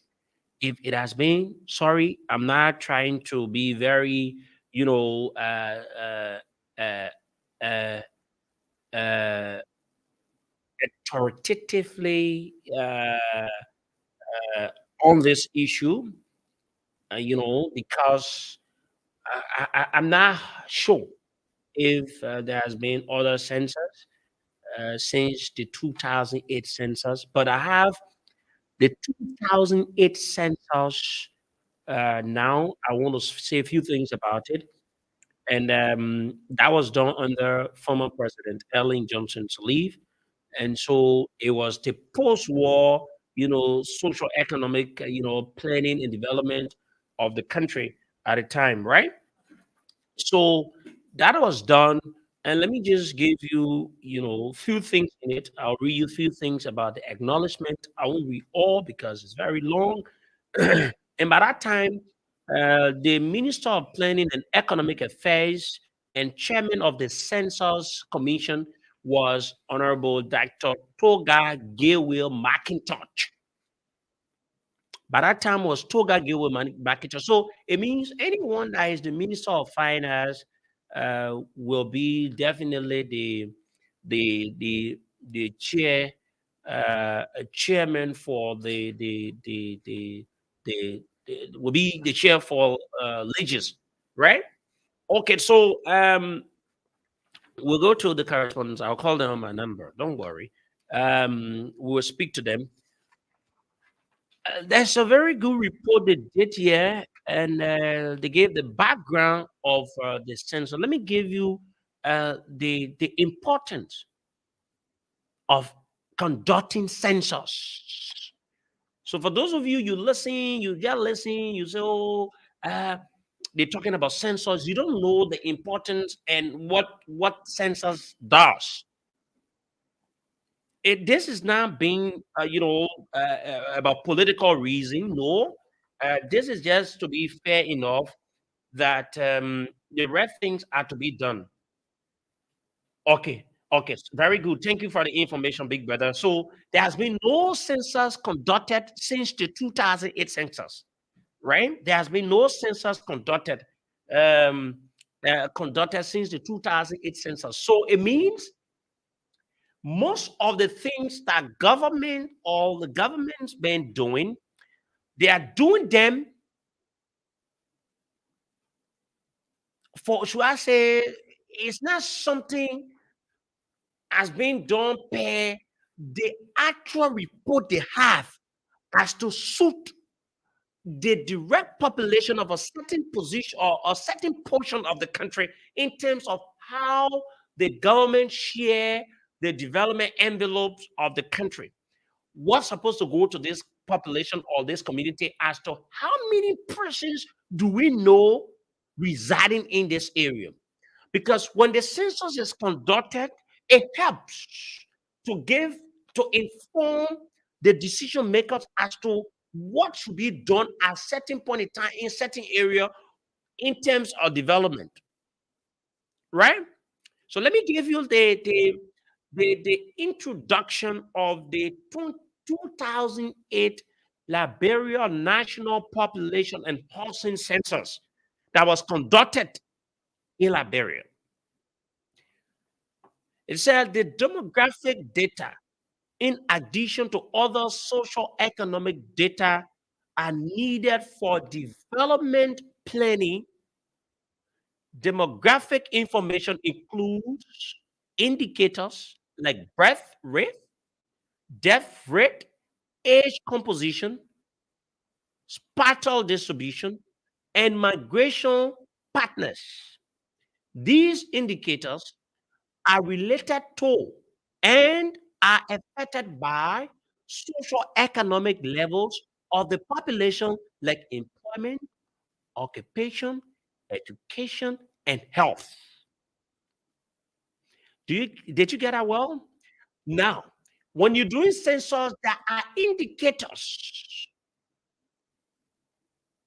that the census help to inform you about. That's when the census is being done readily, not like what we observe in the country. When we have a properly done census, that census will inform the decision makers. That will tell us about the birth rate, the death rate, the age composition, the partial distribution, and migration patterns. Now, the indicators will that when that is done, you will have a related aspect where the social economic levels of the population, we will get to understand the employment, the occupation, the education, and health. Now, in most countries, especially the developing ones, population census are the main source of demographic statistics, right? In Liberia, other census or statistics like vital registration, socioeconomic sample surveys, administrative records, and community or civil registration offer very limited demographic statistics merely because they are not yet fully operational. In addition, the civil wars in the last 2 decades made the situation worse by destroying national data banks. The demographic statistics from the census of 1962 to 1974 and 1984 and social economic surveys conducted prior to the civil wars are either extremely scarcity or completely lost. So listen, Liberia, since we left from the war, the civil war, only one time we've had census. You see how important census is important to us as a country now? Since that thing, you listen to what the introduction of the 2008 census is telling us, that out of the census that were conducted 1962, 1974, 1984, all these census reports cannot be found simply because we had a civil war. So all the records are no longer existing. All these census records are no longer existing. So the only census record we have to hold on as a country is the 2008. Listen, we need to have census maybe, for example, every 6, 5 or something years, right?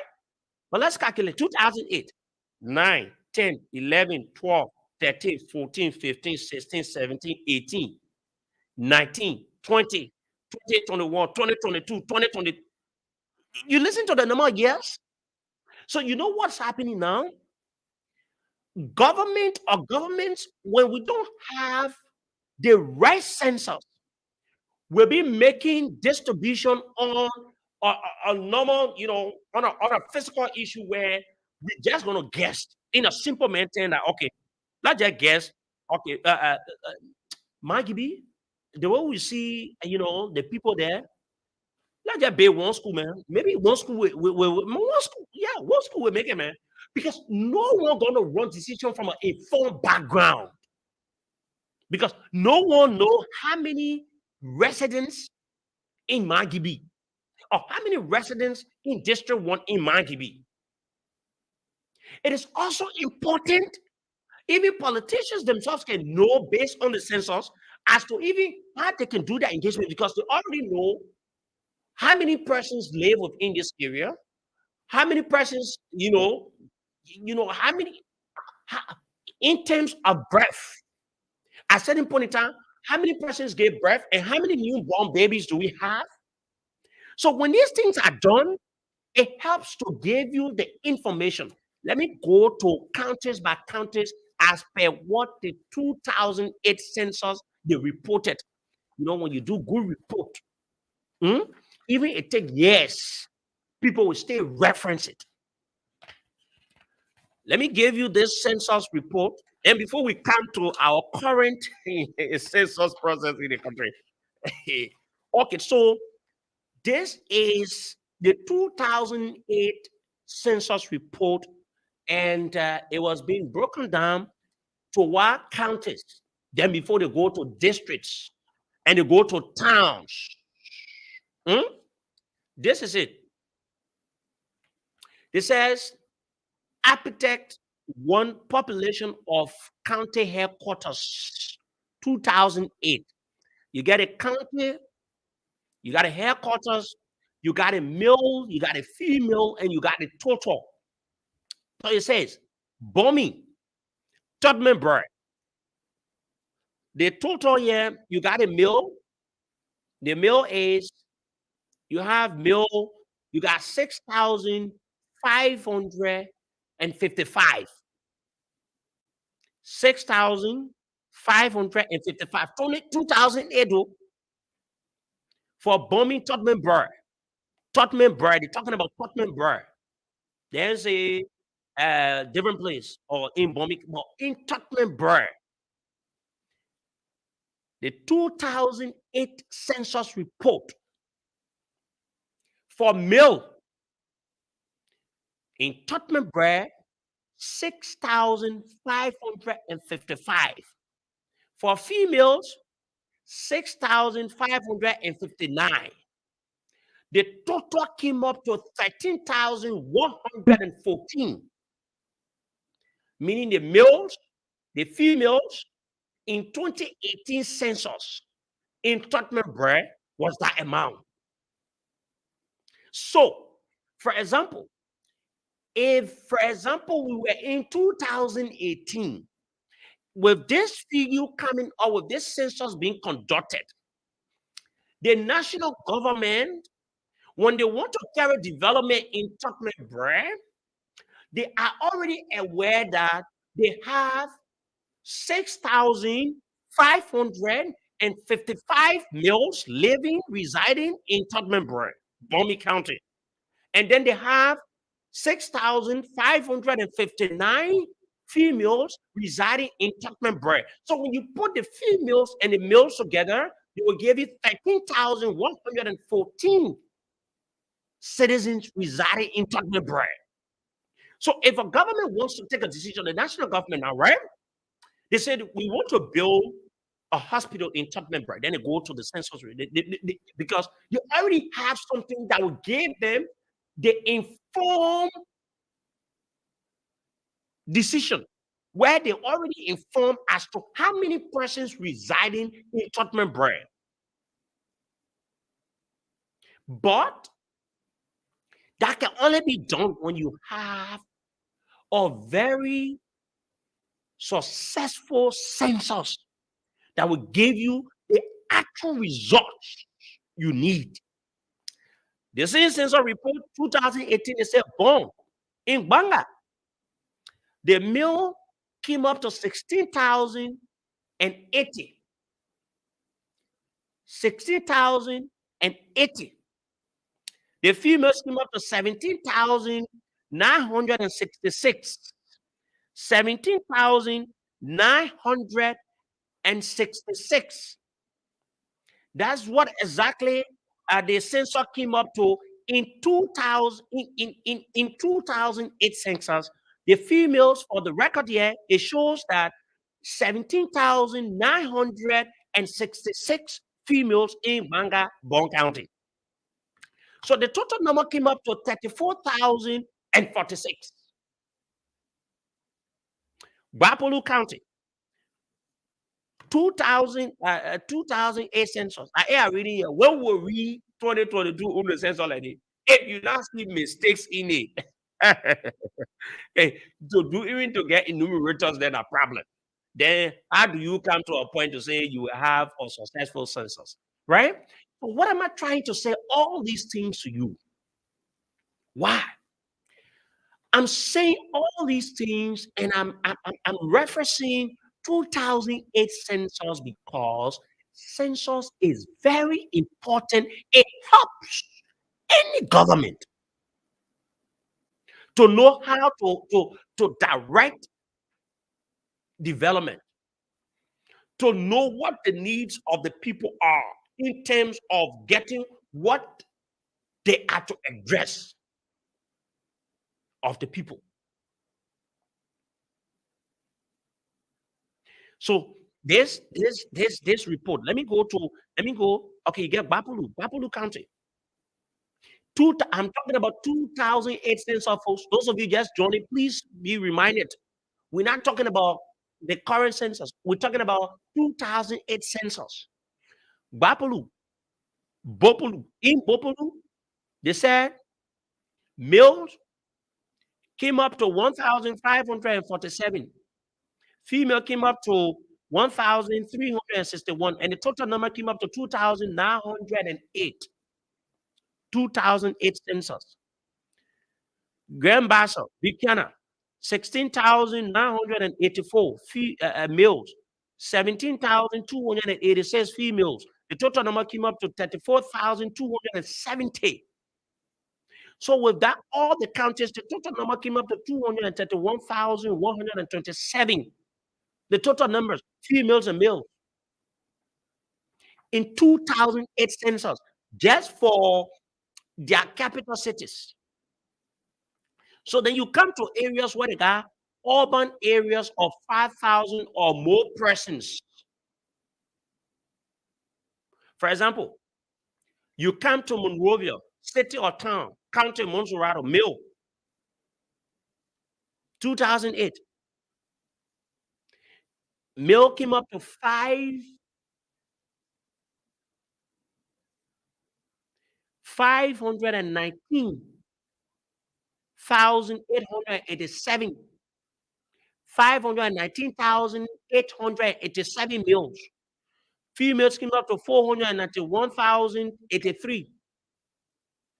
Then the total number came up to 1,010,970 females and males in Montserrat County. Per urban areas of 5,000 or more persons residing. So you go to Ganta, Nimba County, 19,600. So with these kinds of numbers, informations, you will be informed as to how it is. But mind you, this census thing has always been associated with UNFPA. UNFPA has been one of the major partners to this entire process. You understand me? Now, we come now to the current issue taking place. You have a census that should have started readily, but you have people that have that soft interest over the interest of the country that have been placed into various positions.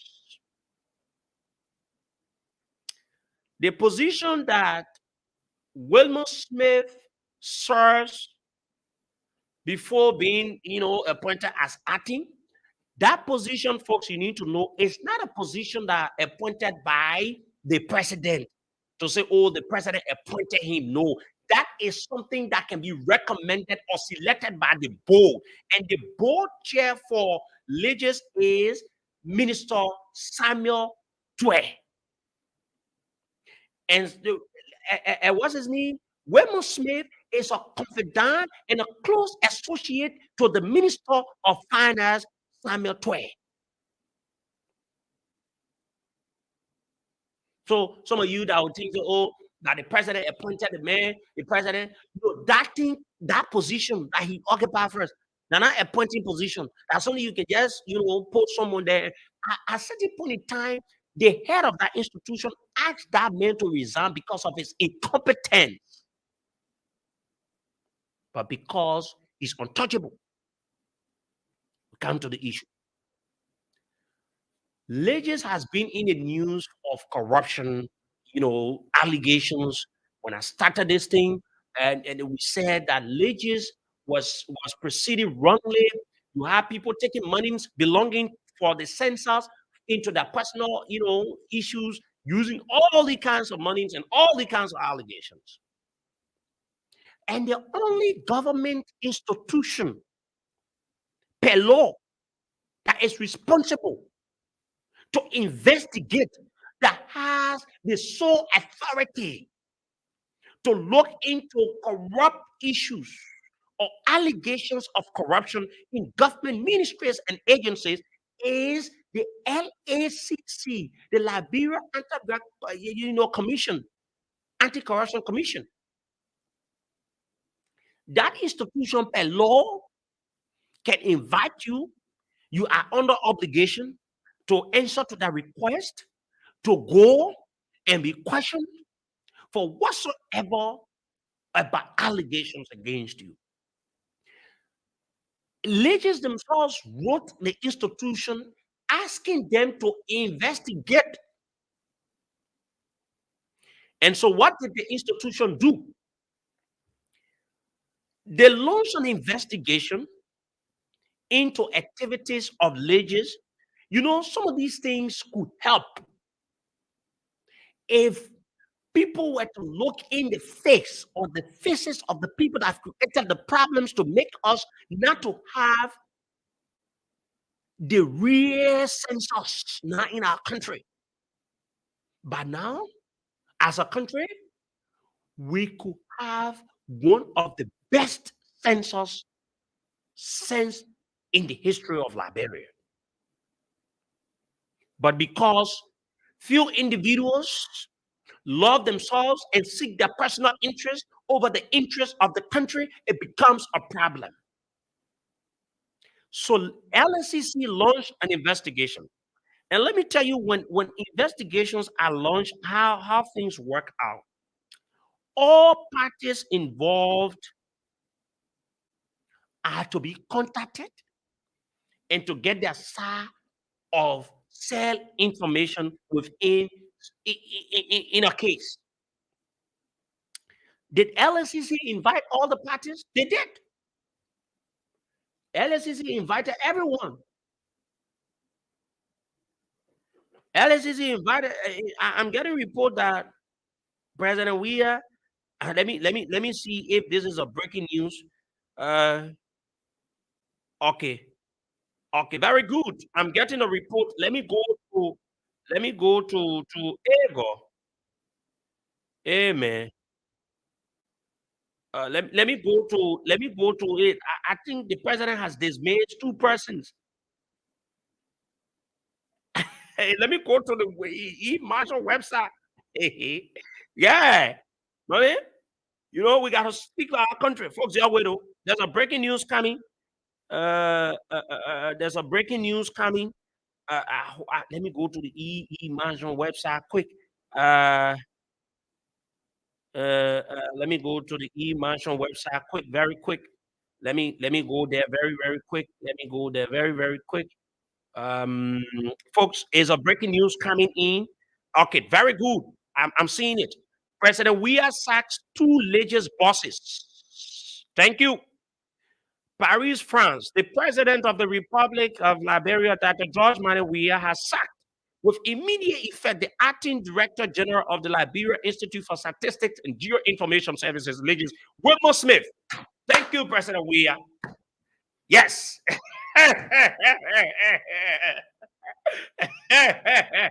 President Weah has sacked Wilmer Smith. This criminal Wilmer Smith. You think so will get the investigative report and then you sit there and you think so you are? Who you think you are? You make the president to make a proclamation. You know what it means? Mr. President, my love for you will continue. This is what you need to be doing to the criminals in the government. Wilmer Smith, you are the government now. I'm calling you criminal. Go and sue me. You and I will go to court. You criminal. Wilmer Smith, you have for yourself as a young man a very tinted character. You cannot work in any environment. You will be dismissed. Let me read you the letter. Let me read you the press release. He said, the president of the Republic, Dr. George Manuel Weah, has sacked with immediate effect the acting director general of the Liberia Institute for Statistics and Geoinformation Services, Legis Wilmer Smith, and the deputy director general for Statistics and Data Processing, Alex M. Williams. The decision, the Liberian leader said, is based on administrative reasons. Both men are ordered to turn over all properties belonging to the institution in their possession. Meanwhile, President Weah has designated the latest Deputy Director General for Administration, Lawrence George, to act as Director General, while Professor Francis Ray is on a leave of absence. The President urges all those holding positions of public trust to act with diligence and seriousness in the discharge of their duties. Yeah, President Weah, thank you for that. You know, sometimes you're calling for something, when anything happens, you got to accept it. They William Ball, William, he has been very vocal against about that government. There are some things that we can see, we can hear, and what can happen in government. It's not small thing. But on the one, President Weah has dismissed, even though Lawrence George, that one of the corrupt men, for President Weah, let's say thank you to you on the one year. Folks, let me tell you something. You see someone too can be talking on radio. You don't think so we can kind of be sitting and be making fun, we on the radio. The president has dismissed. Let me. Yeah, we must go sit down now. You can steal too much. I'm saying it. You can steal too much. What did you be looking for? Go sit down now. Yeah, go sit down. Go sit down. You look at the president. They now say they should prosecute you because the LSCC report said they should prosecute you. They should. But Mr. President, we want to say thank you for your decision. You know, they bogo made mockery out of the presidency. They made desecrated the sacredness of the presidency and refused that he will go without being punished. You know what I mean? You made the president to can't give a proclamation to the country and made all the people to sit home on Friday. Do you know how many businesses did not make profit? Some people never had the means to get food for themselves for that day, but they needed to abide by what the president said. Everybody left. So now, when you lie, you know what you did? You brought the president's office to the public and embarrassed the presidency by telling the president, Mr. President, you don't need to worry. All is now set, and we're ready to conduct the census. So you can make the proclamation, Mr. President. Mr. President went ahead through the Ministry of Foreign Affairs and gave out. Smith, go sit down. Go sit down. You can't go to LFA. You can't do that because you are very corrupt young man. You're very corrupt young man. Mr. President, on this note, I want to say thank you, yeah. At least when you take these kinds of actions, people in government will know say you're not all for fun. Let the people know say that government will run here. Yeah. With these kinds of actions, it is fair enough. The census now, even the folks that are now in the census issue, they will be careful as to what to do. Oh, yes. They will be careful what to do. I'm trying to see. Let me see if I can get my. I want to see if I can get someone from. Let me do this. If I will get. Let me see if I will get him on. I want to talk to him about. Yeah, you know, what a minute this. You made the whole country here to just be talking. People. Mr. Toby, we didn't talk to you prior to this. I want to put you on air to talk about this breaking news from the presidency, please. The news about the executive mansion where the president has dismissed two of Legis officials. So you're live on the radio. Thank you for joining us. And, you're cutting across the world, following all of the issues with the president. Let me say hello. Welcome to the show. Yes, good. Thank you. I mean, we've been very busy today with a lot of different stuff. And you are aware that His Excellency President Weah is here in Paris. And of course, making sure that the interest of the country remains very concerning to him, and what affect the country affect the presidency. So, like you saw in the release, the president have sacked two legis bosses, and of course that decision was made today by His Excellency the President. The acting Director General of the Liberia Institute for Statistics and Geoinformation Services, Wilmot Smith, and the Deputy Director General for Statistics and Data Processing, Alex M. Williams. The decision the Liberian leader took today is based on administrative reason.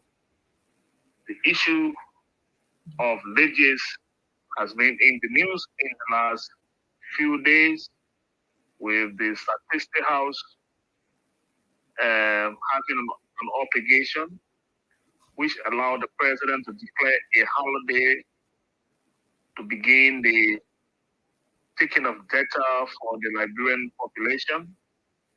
With all of the constraints and circumstances, those administrative reasons that the president have noticed led to the dismissal of the two legis senior bosses. So yes, the decision is Mr.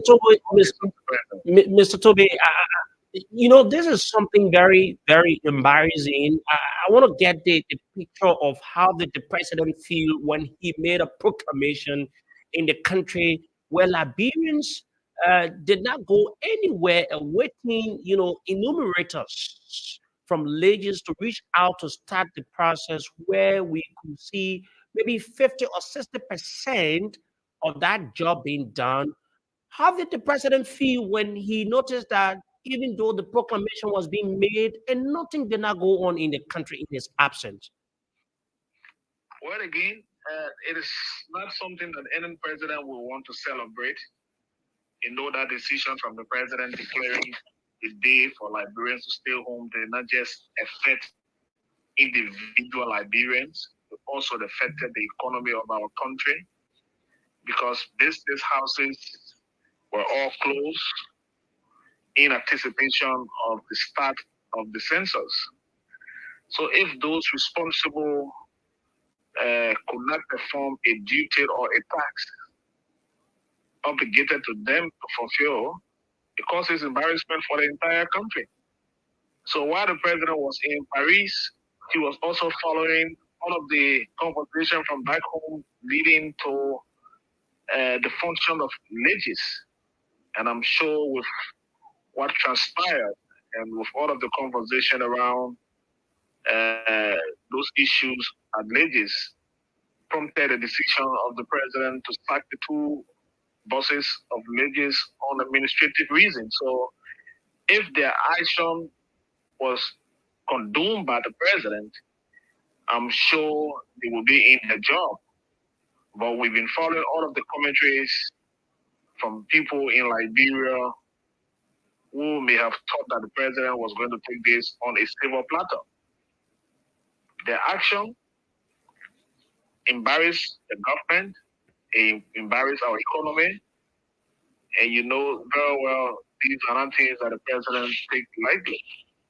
So now he's taken a decision and he's given an authority to another person to act, to steer the leadership of affairs with leges while we move on with the census, something that is bordered on the election. Remember, if there is a problem with the census, the National Elections Commission will also have problem. Because it is with the census that we know where our population is and whether there will be demarcation or pushing of districts. So we also know that the census gave us a complete understanding of the population size. So it's nothing for us to take for granted. We've pushed this census back and forth. We've had logistical constraint. The international partners have put in a lot of resources in the census. So it is not for anyone to take for granted. So the President Act has fallen on those two individuals. So we look forward to a smooth census, and as the government keep our eyes, and the international partners will be keeping their eyes because they put in a lot of money along the government of Liberia. So the president having been celebrating the action of the two individuals from Legist, that is why he taken a very strong decision on the performance at the Saturday House. Mr. Toby, let me say thank you joining us from France. I know you guys are going to be cutting across, reaching some other areas. We wish you people all the best, and we hope to receive all the good news in the interest of Liberia when you people shall have returned to the country. Thank you, Sekou, and you're the first person to reach out to us since we published the News on Executive Management website. I know tomorrow is going to be a trending conversation in the country. But again, the president takes these decisions in the best interest of the Liberian people. I hope we all will accept it and keep our cooperation with the enumerators as they get re-energized to do the job of the Liberian people. Thank you. Thank you very much. He's Smith Tobin. He's the Deputy Presidential Press Secretary. Yeah, you know, it's very interesting and is very good. You listen to Smith, right? We are the first. You know, this is what we do. You know, we right? Some of you, this is what we use the radio for. Mr. President, thank you. You listen to Smith. We're going to the lines now. I know Liberians out there, you are happy. You are so happy about this decision President Weah has been able to take, concerning what has happened. So I know most of you are happy about it. Let's go to the lines and listen to you. At least we're gonna be watching Lawrence George, even though his name is in the report. Yes. And what we're going to be calling for now, not just this man being dismissed, but the LSCC report is saying that this man needs to be prosecuted. That man stole more money from leaders. He needs, what's his name? It's going to be the next issue we're going to be calling for, so that the rest thing can be done. Let people stop stealing public money. We're complaining to international partners that we don't have money. We need money to do certain things in our country. But when the people gave us the money, we take the money and embezzle the money. The ones that in positions, they steal the money, they say corruption. Wilmot Smith has been dismissed. Wilmot Smith has been dismissed. Yes. So we're going to the line now.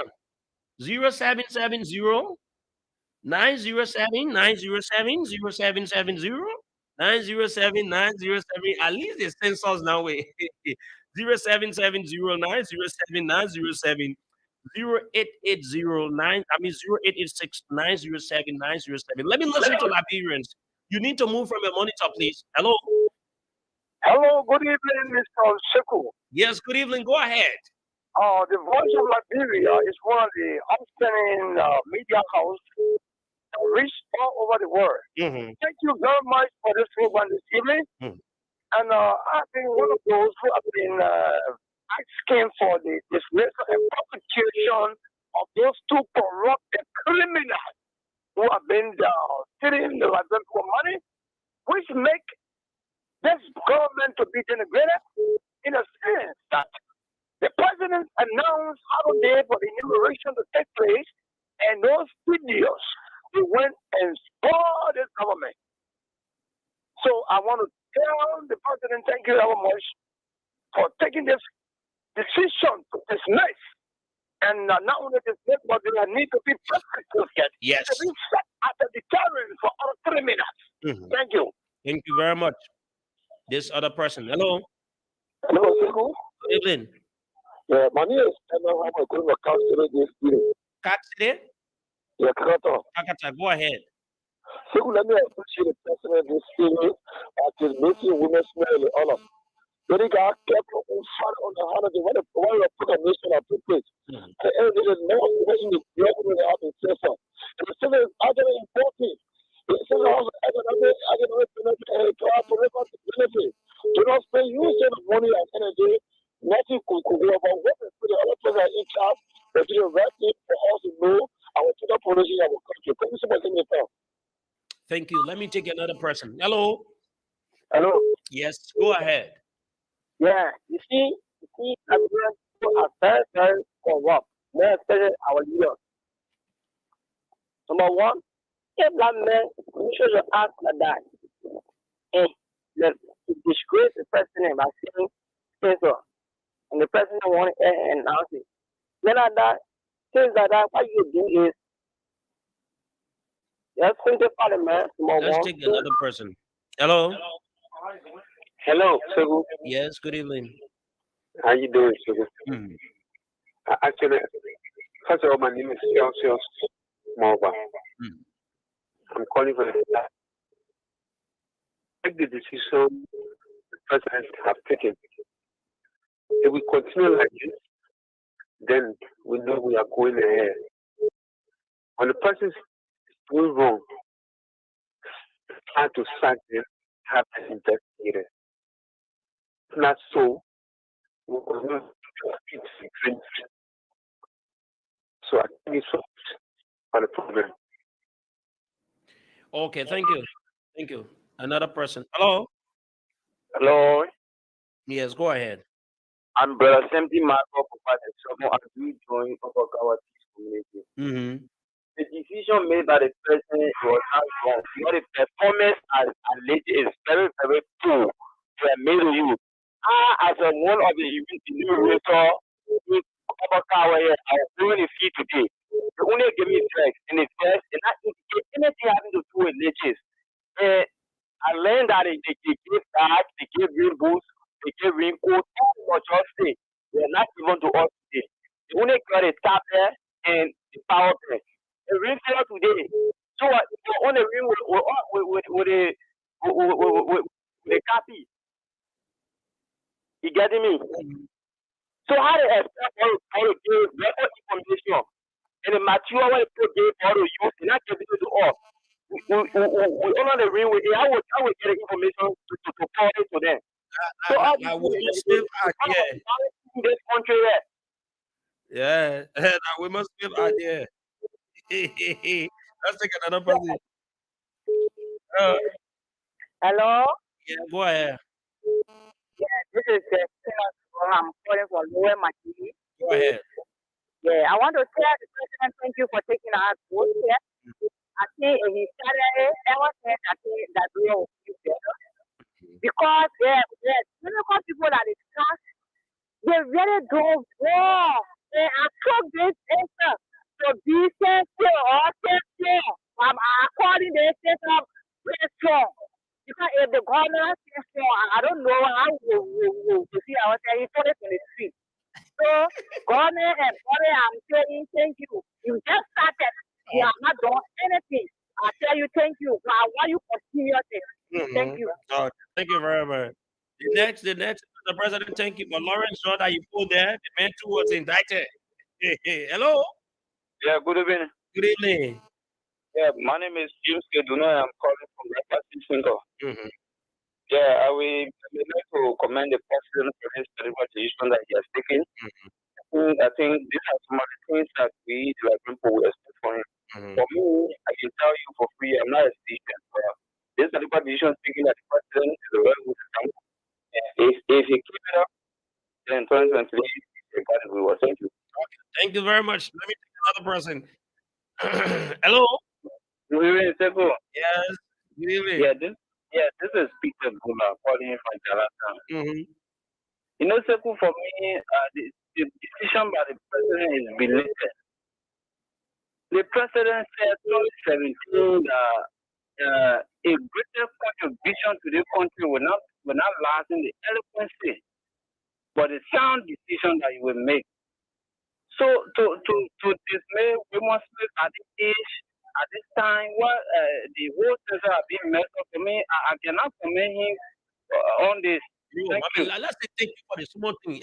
Small. That one you write to let's get small thank you. But the decision is related. Okay, Chief. Thank you very much. Let me take another person here. Hello. Hello. Yes. Good evening. Government. Go ahead, sir. Okay. I want to say, even though the president has taken a decision, but anything that is done, how is not completed. They let them go to court. When they are completed, what thank you. Yes. Thank you so far for what you have done. Let him go into a decision for letting go to court. Yeah. But if we go to the court, look at what he has just brought. All right? Yeah. We're on the list. And that means now you need to go to court. We need to ask the U.S. government to sanction that man there. Yes. The man are criminal. Let's take another person. Hello. Yeah, man. I mean, move from the money. Yeah, man. Hello. Hey, how you doing? Go ahead, sir. Okay, thank you. I'm Pastor Yunus from Africa. Yeah. Yeah, we want to say the president for our attention. Okay, it is difficult, but we thank you. We are employees, and what we want to see is justice. What if people go to pray? Is it that guy that you put there? People complain on him. I don't think. Yeah, the man is indicted too. The man is indicted. Yes. It's like waking up war. Countries deserve a party, and they're not supposed to fight war to the president. Do you want President to be crying all the time when you do President Weah? We are building the United States and put too much so that things will be smooth. Okay. I mean, some business can just be all the time. I mean, 2018 she has done this, and then we have gone to 2022. And the other thing is the way the Navy is penalizing work. So the government is put who is all the workers, anybody who is not working. I mean, so the president Thank you. Let me take another person here. Where is name? Man is up. Let me take more calls here. Let me take this person. Hello. Oh, too bad. I don't know how many times I say this to you people when you Hello? call and move from the monitor. Hello? Hello, sir. You disturbing us. You call Oh, very bad. sorry, brother. Thank you very much for the information given this evening. I think it is good that the president is new guys. Actually, the people downplay the overlook the president. They are the cause of the people are castigating the president, talking to him just as he doesn't know what he's doing. So I want to appreciate him. It's good when somebody is doing the wrong thing. Don't consider that person that put it out of the system. Not they alone know the thing. So I see them these guys and somehow we know them. It's like just treat little boys and that they need to be prosecuted. Okay. Thank you.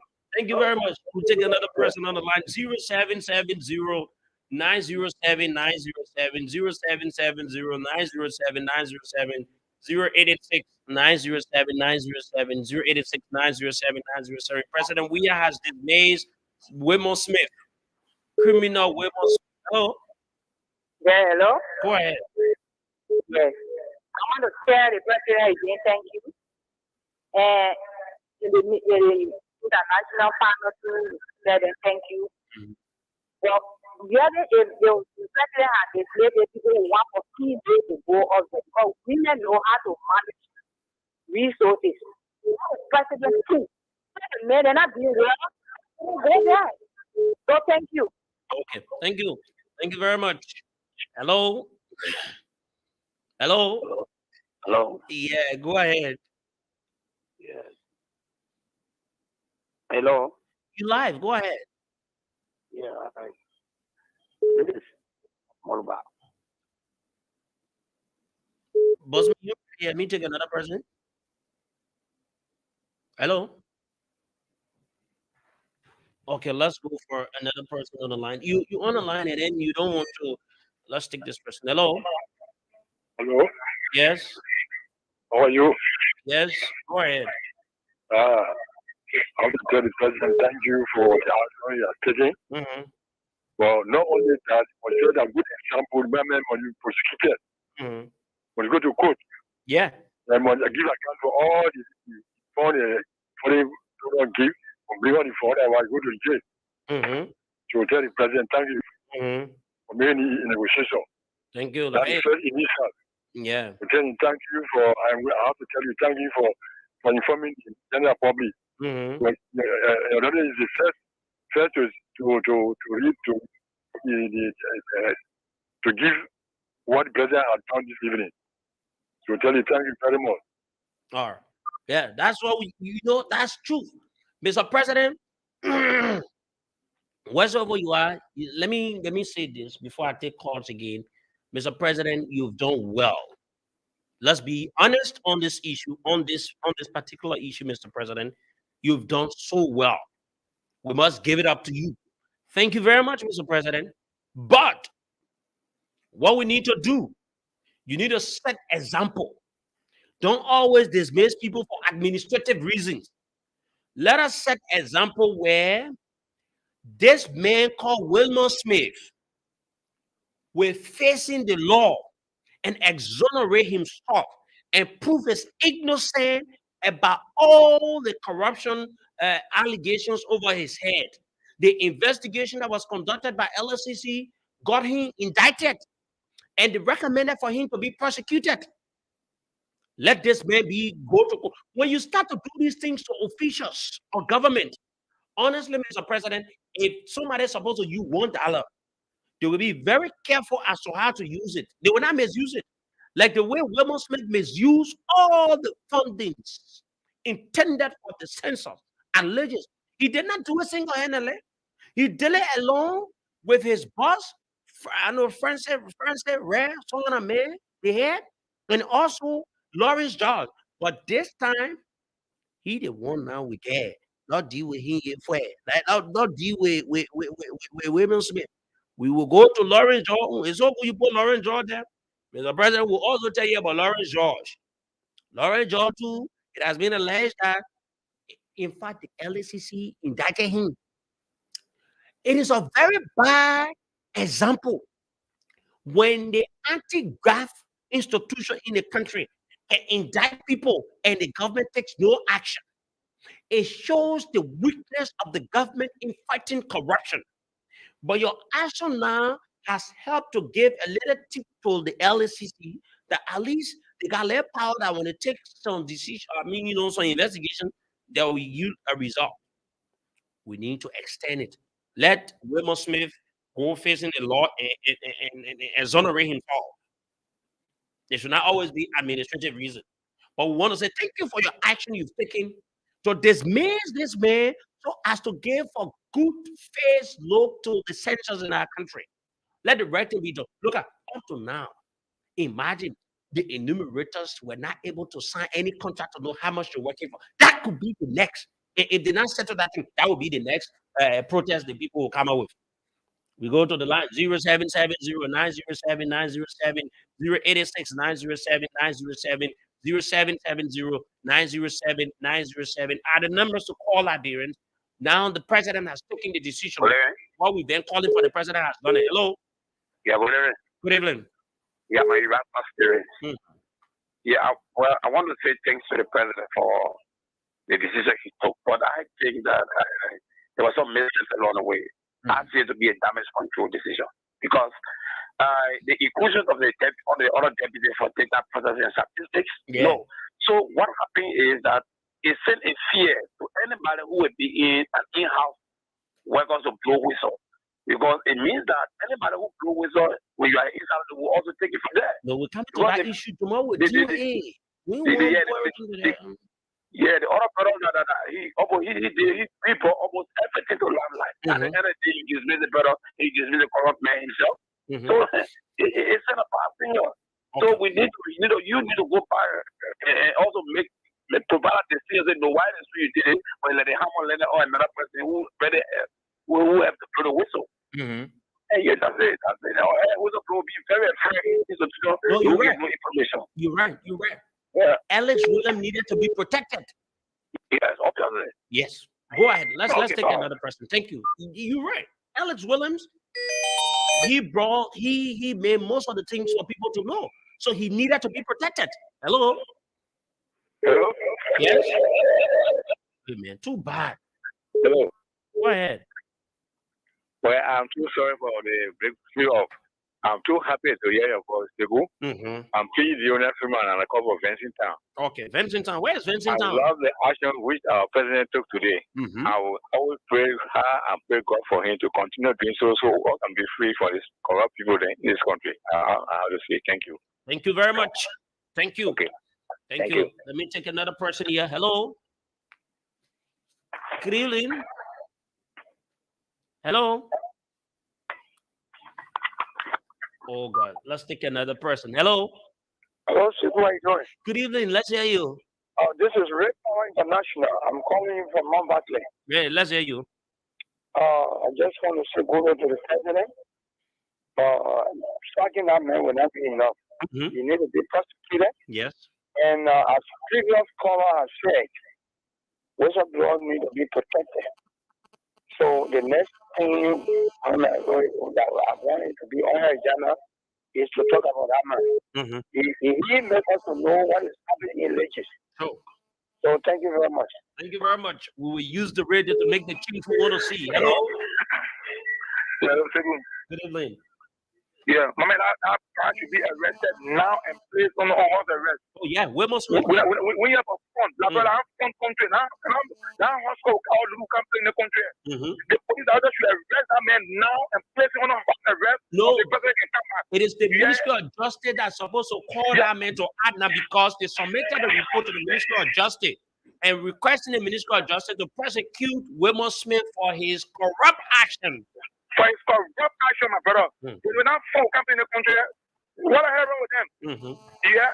That man should be, the director of police should arrest him now and place on house arrest. What's that? Are you suspend the whole country? Yeah. You know what happened on Friday? They bought a lie. They bought lie to the president. They may not roll. They may not roll. Yeah. They may not roll. Yeah. Thank you, my man. Thank you. Yeah. Let me go lie to the president. The president, everything is all right. He can do the proclamation. Hello. Yeah, hello. Yeah, good evening. Go ahead. Let me take the other calls. The calls are coming in. When they say when you be doing something, you be doing it sometimes. Go and move here. You call now, move here. You now. Hello. Hello. Yes. Good evening. This is Moses Polly from Christian Community. Yes. Go ahead. All right. Yeah, we commend the president for the action taken, but the LCC reports have been given, and people have been defending these people that they need to be carried the food before they can be proven guilty. Why today?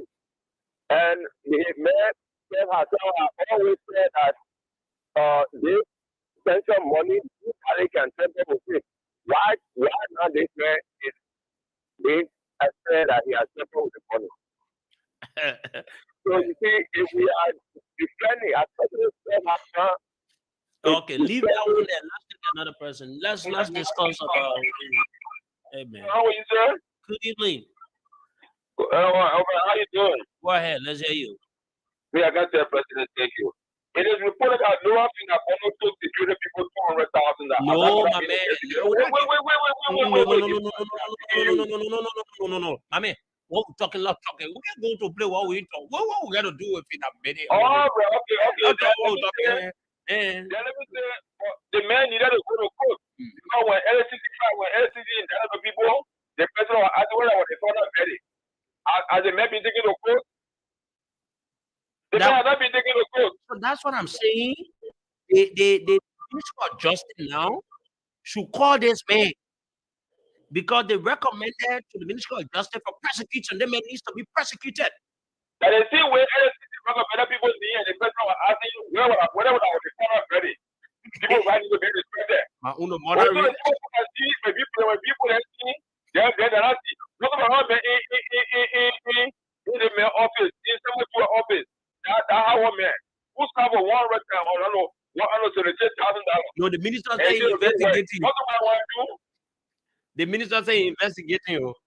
When you investigating, you're going to be picking, they be cherry picking. It's too stupid. We're listening. I beg you, I said my producer, I got to take them in for they put on them. Your team is stupid. We listening. I want you guys to have this thing. They will be using it. Yeah, man. The interaction is getting interesting. You can see the anger among the people in the people about what William Smith did to the country. William Smith did harm to the country than good, and he needs to be prosecuted. That's what we need next. William Smith needs to be prosecuted. Hello? Hello? Yes? How you doing, sir? Yes, go ahead. All right, thank you for the topic on the discussion. So let me join. Yes, my brother, I'm calling from Upper Kowa, Mania Larry. You see, the situation is that before getting this, I must say bravo for the president. You see, the president doing a good thing. Let people say that the decision of the president is welcome. And get about it. We're not going to here's the direction of the president when you run your decision. So let me tell you, it's a shameful thing to have numerous people on the field. If I want up there, you're not able to provide a marker. I'm a living being. I feel it's really terrible. Let me tell you, let's go listen here, listen to other. That man, the poor gave you one tablet, they gave you the tablet power there. Sometimes you don't find that. Let me just be boring. And if after that, you have to do building listing. And building listing, you have to get marker to another building. He has no marker. If I don't tablet, the material, use on the fee, you have to pay in one bed. There's no best about it. It's all very real. There's no real. There's nothing. You get they give you one tablet and they give you something and you can map. It's really you need. Oh, not right after. Yeah, you might, she's not there. So let me tell you, Simeon was not going to polish. I'm telling you. I want to tell the world, Simeon will not go to polish. Let me be able to you. And because of Simeon, the president will say income. As a movement, I'm speaking as a numerator. When you go in the community, the president will start costing the president before you the numerator say you reach because of Smith, you get a president for information. So that you will not go on polish.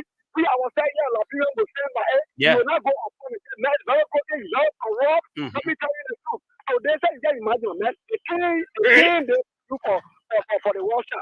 I think they use information. Go ahead. The thing they will use for, if I just imagine, for the washer, the thing they will be $50 with all the cooking things. My car thing, if I can imagine, we just started. They will say about 3% money when they rally, say they have it anywhere. You will go in the office, you get used to looking at lie, used to looking at solitary. And the situation, some of them is a worshiper, he's a liar, he's a victim, he's a thief, a role. I don't want to be with the people. Are you well? 9 years, Lord, that you pray. It's a lie. They tell you the cabinet. Then they give you cabinet. And then when you take the thing, they say, no, if I have really want to see your mouth when you finish. There is no national censor. There is no take money to get market and houses. People, they are serious. They are doing a serious problem in the Republic of Nigeria. So you're not going anywhere in your living room. You will wear your children. Here alone, enough for Nigeria. Here alone, now you join the resources of our people and say that why you go up in it. So there's tomorrow out there. I'll tell you anything. That's what they were writing. Personally, let you to keep the president doing personal right.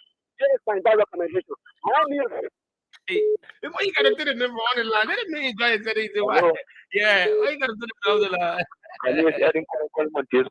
Yeah, go ahead, my brother. Go ahead. God. Wilmore Smith is a criminal. The thing will come in the call for now. The man needs to be prosecuted. No, you can't leave the man to hold it out. Hello? Hello? Yeah, go ahead. Yes, this is Justina. I'm calling from you. Yeah, you calling from where? Where you calling from? I say I'm calling from Kanta Nima Kanta. Let's hear you. Go ahead. She's listening to us on the radio. Go ahead. Yes, I'm saying yes. Very well, and it was right for them to start because nowadays, from the starting, even I'm speaking, I was on the list, and they stopped us because of their corruption. Even the fact that they gave, they said, we ourselves, we got lots of shit for us to take care of. So tell me, and me, I know, giving our own air, that's what there's a beautiful center, a need stay strong. And I'm saying that stay strong because the government is very hard to work. Because when government not work, they will not be correct. So I'm hearing the problem and the government and our international partners. So please cover our aid because we the very thing to suffer in our own country. You can imagine seeing there, all they're taking there for all this thing for them to put their people on the day. So I'm telling government, you have to be sure, you have to stay strong to do your work. Thank you. The man go put all his relatives, girlfriend, all on the list. Let's take another president. Wilmore Smith, you pay for everything you do against the country. You're not just go jail now. Yeah, you get dismissed now. We will call for your prosecution. Hello. Hello. Go ahead. Good evening. This is what I call justice cherry picking. Justice cherry picking. So my question to you, Mr. President, is that the final verdict? So what you mean, sir? Because I think is that a final verdict?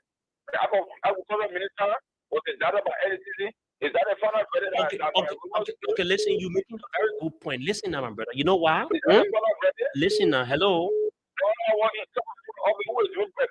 Sir. Sir, let me just say something. You say something very important, and I do agree with you. I agree with you. I agree with you. But you know what? No. We are journalists, right? We don't have the power to go for it. They don't got to be speaking about the ills until the right thing can be done. If you notice me, I have been speaking about this thing. No radio station will talk about it so easily. All the radio stations then they will talk about how they come do. I've been speaking against the ills. Until we reach this place, this decision has been taken. So we will speak against it. We spoke about the report when it came up the other time. They did not do anything. So let's talk about what is happening. All right. So I want to congratulate you for my own question. Is that a final verdict? Myself, I'm not informed, or I'm not happy about the way things are happening as to when reports come up, how people should be dealt with. They're not doing it. You understand me, right? I was saying loud and clear, but I just want to know what the final verdict. Yeah, but for now, they may got dismissed for lack of competence to conduct the census at the administrative reasons. Okay. Thank you, sir. Thank you, Chief. Thank you very much. This is what we do on the radio. We can agree, you disagree, and then we all can stay find a common ground to understand each other. You're right too, my brother. You're right. Because there has been reports out About corruption, yeah, nothing has not been done. But this man, they man is see even corruption. They make incompetence. Hello. Yeah, hello. Yeah, good evening. Yeah, I'm here joining from Babylon Country. You joining up from Bapulu. You need to be audible, please. Go ahead from Bapulu.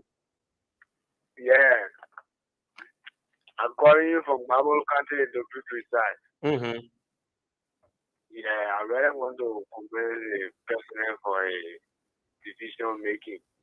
Mm-hmm. Yeah, taking those criminals from the power. Mm-hmm. Yeah, and at least this is what the government would need for him. This is why he's supposed to be doing. And when we start doing that already, by the grace of God, the country will be better. Okay, thank you. We'll take another person. We have 3 more minutes to the news. I think 2 more calls. Hello. Yeah, hello. Yes, good evening. Yeah. Yes, hello. My name is Shaja Pendon, calling from Simple W. Precise, 24th Street. Go ahead. Actually, this thing that is happening really is something that it's kind of showing the way like people. Because if you have a father in the home and the children have respect, you should know that there is a behavior. There are things that the father is going on at the children and make the children they respect their father. And the discussion that we can have, the president can have, the way we do things with his maybe his followers. This guy is father in local really to just do things because are you caring what will come of it? You know what I'm saying? You don't get this kind of Thank you. Let's take the last person. Hello. The news is up next. Hello. That public is necessarily on radio. So, hello. Hello. Hello. Yeah, but my man, you said it popular on the radio before you can talk. Okay, my man, you're ready. Or we gave you the second chance. The news is up next. Hello. Which one of the studios you guys are using for this? Hello, go ahead. Yes, first of all, thank the president for his mission for the necessary behavior because the corruption is in this country. So I thank his job and his ability. Thank you. Okay, thank you very much. We're taking calls again. I want to say thank you to all of our callers. Those of you played a listening role, I want to say thank you for your continuous support. Let us use the radio to make the change. We want to say thank you to President Weah for his swift intervention to have dismissed Whitman Smith. But Mr. President, we have some recommendations for you tomorrow. We'll be back here tomorrow. Lawrence George has been appointed. Lawrence George himself has been, into some corrupt activities, by the way. And so we will be back here tomorrow, inshallah, with the blessing of our parents. We'll be back here tomorrow to bring you the program issues of today. You've been listening to this on the radio Voice of Liberia 104.1 coming to you from Capital Bypass in Monrovia. We will be back here. My name is Sekou Sharif, and I want to say thank you to the entire team for the production. Patrick has been here. Eric has been here.